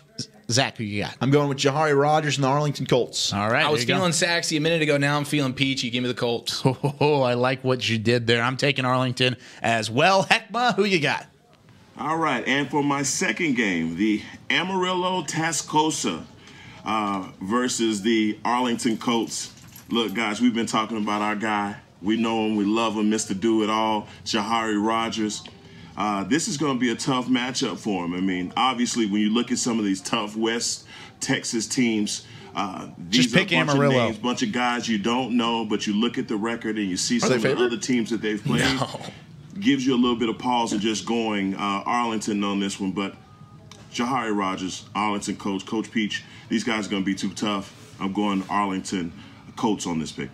No surprise there, as Arlington across the board. And even though they're favored, I mean, that's a good pick. We all picked Arlington, so we can't give them any flack on that. I disagree. Sticking with Amarillo, though, Amarillo Caprock versus Grapevine, another good game out of that district that we talked about earlier, with Grapevine probably being the favorite here, and that's why I'm going to pick them. I'm picking the Mustangs. So you got it. Yeah, I'll do some home cooking with Grapevine here. They're a local squad. Their offense is incredible. Caden Rhodes at quarterback. Yeah, let's go for it. Yeah, Mustangs. Like Cade Rhodes all the way. Two good quarterbacks, Tariq Williams, of course, on the other side of the Caprock, but I think Cade Rhodes is red hot right now for Grapevine. Well, let's see what Heckma's pick is from In the Woods.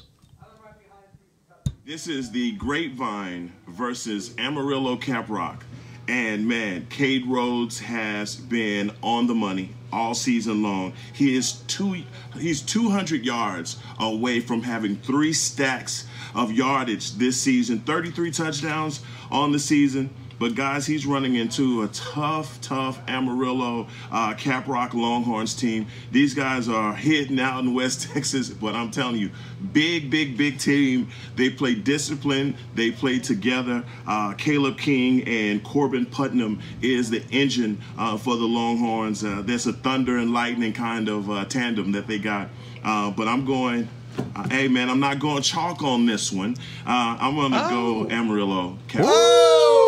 So he picks Amarillo Caprock. He's not going chalk. This is a shocker. I love it. Wow. This is a shocker for our show. It is a shocker. Oh, my goodness. That is still the upset of the week. Unbelievable. Frockwell beats Allen. I'm proud of you for going out on a limb. Yeah, that's awesome. Caprock is Heckma's pick on that one. Now let's go to Corsicana, Burleson, Centennial, two teams a little bit southern side of that Dallas-Fort Worth Metroplex. I'm going to pick the Spartans of Burleson Centennial to win this football game. Zach, who you got? Yes, I agree. We talked about DJ Curvin a little earlier. It's Jeff Curvin this time for Burleson Centennial. They won by 2 in their first meeting. I think they find a way to do it again in a close one. Same. Centennial's been incredible so far. Why stop now? Why stop now? And that's why we're not going to stop sending it to Heckma. It's a home game for Burleson. Oh, it is a home game. Yes, You're exactly right. Which is is a second-round home game. Very rare. But we are going to send it to Heckma. Heckma, who you got on this one? All right, and let's see here. Corsicana versus Burleson Centennial. Now, Corsicana, obviously a team that has been playing some tough matchups. Look at the dog in the background. We have a couple, but one of the most notable ones late in the season, looking thing on screen. Ennis. However, this is another game that they lost at the beginning of this season. They lost to Burleson Centennial. A lot of times you believe that familiarity breeds contentment. But, guys, I'm going to go with Burleson Centennial. I think they're too tough, and they'll take it again. No surprise there. Burleson Centennial, that team can run the football. And I've got a question. Is that Mrs. Heckma filming him, who's really done all the brute work and all of these prediction picks?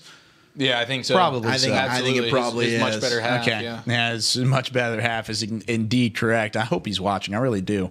South Oak Cliff versus Frisco, the game that is just across the way at the Ford Center. We've got the graphic up on our left-hand side of the screen. And, man, this is going to be a good football game. South Oak Cliff versus the Raccoons. Eric, who you got? Yeah, South Oak Cliff, too much speed, too much defense. They're going to dominate. I agree. Sean Sims will do it on offense, and they'll get some defensive scores. They're too much for Frisco. I'm going to take the Bears by far, and I think it's going to be a big win for South Oak Cliff, a statement win against a good Frisco team. Let's see who Heckma has. All right, and my last pick is the South Oak Cliff Golden Bears versus the Frisco Raccoons. Guys, look, I don't have to tell you who I'm going with on this. You know who I'm going with. It's SOC all day. SOC, you see that? SOC all day. We can barely see it, but we see it. Sean Sims, Cameron Davis, and the Death Row defense. Triple D bring it home. My guy, Jason Todd, has these guys coached up, ready to go. They have almost better numbers than Duncanville collectively. I mean, they are the, Duncanville Junior. So I'm going, look, guys, I'm going South Oak Cliff, Golden Bears all the way. Triple D bring it home. He's in the midst of a wolf, and he's still giving his prediction He's picks. still glamping out there. That was brilliant, Chris Beam. I know, No Chris, shame, my friend. Chris is back there. That is not his last pick. We've got 2 more we got to get to here before the end of the hour. Paris, Kennedale, big-time matchup at the 4A ranks. Kennedale is my team. I think Kennedale's going to get this done. I think Paris keeps it close. But I think overall Kennedale gets the job done. I'll take Paris. I know Curvin's your guy, but I'll take Paris. Always well, wanted to all go right. with. It's a battle of those wing T offenses. You're taking Paris. Yep. I'll go ahead and go with Kennedale. I'm not picking against DJ Curvin. Saw a wing T offense at the 4A level earlier. I called that Connolly game versus Pleasant Grove. Pleasant Grove, the defending state champions at the 4A Division II level. So wing T still works because they got the win 24-6 in that ball game. Like I said, I'm taking Kennedale. Let's see who Heckma has. All right, and a game versus the Wildcats. Paris. Oh, we've changed Wildcats locations. versus That was Kennedale fast. Wildcats. I'm going to choose Paris. I think Paris has a better team. I think quarterback Savage is going to make all the difference. Paris definitely gets the victory.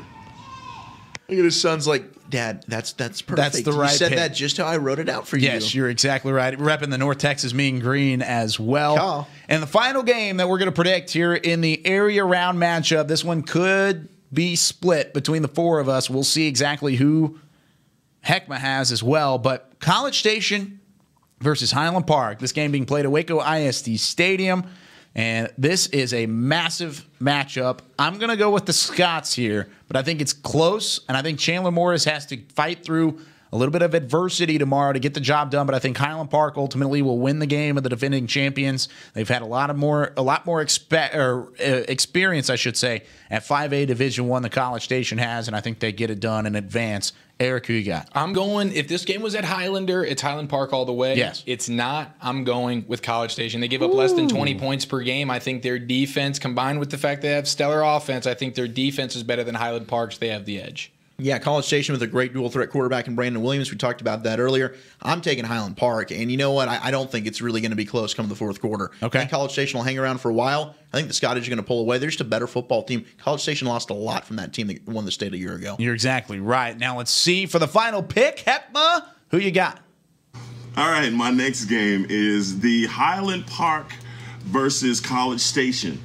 You know, Chiafalo, I'm going to do us all some favors and not do any stats. You like that? Any analysis? Love it. Because I know that your guy Walchuk is going to bring all of the analysis, and there's no way Well, Eric is that my he's guy. going to pick against the Highland Park Scouts, and so neither will I. Even if I win, I lose. If I lose, I win. Either way, whatever. I'm going Highland Park on this one. Forget about it. Forget about it, indeed. He gets Highland Park, and Eric is all alone with College Station. I'm proud of good Eric, over though. here, man. It Yeah, feels good. going out on a limb. That's going to do make a it. comeback, man. I'm trying to make a comeback. You are trying to make a comeback. Good You for got you. to make some ground up somewhere. Bold But that is going to do it here for Whataburger Friday Night Stars pregame edition. We've got overtime coming up. Be sure to join us on Twitter, YouTube, on Vimeo, and on Facebook as well. But man, we've got a lot going on around the area round matchup in North Texas as we get set for the area matchup 9 to 11. Be sure to join us for free on all those social media platforms. We'll be back then here for Whataburger Friday Night Stars.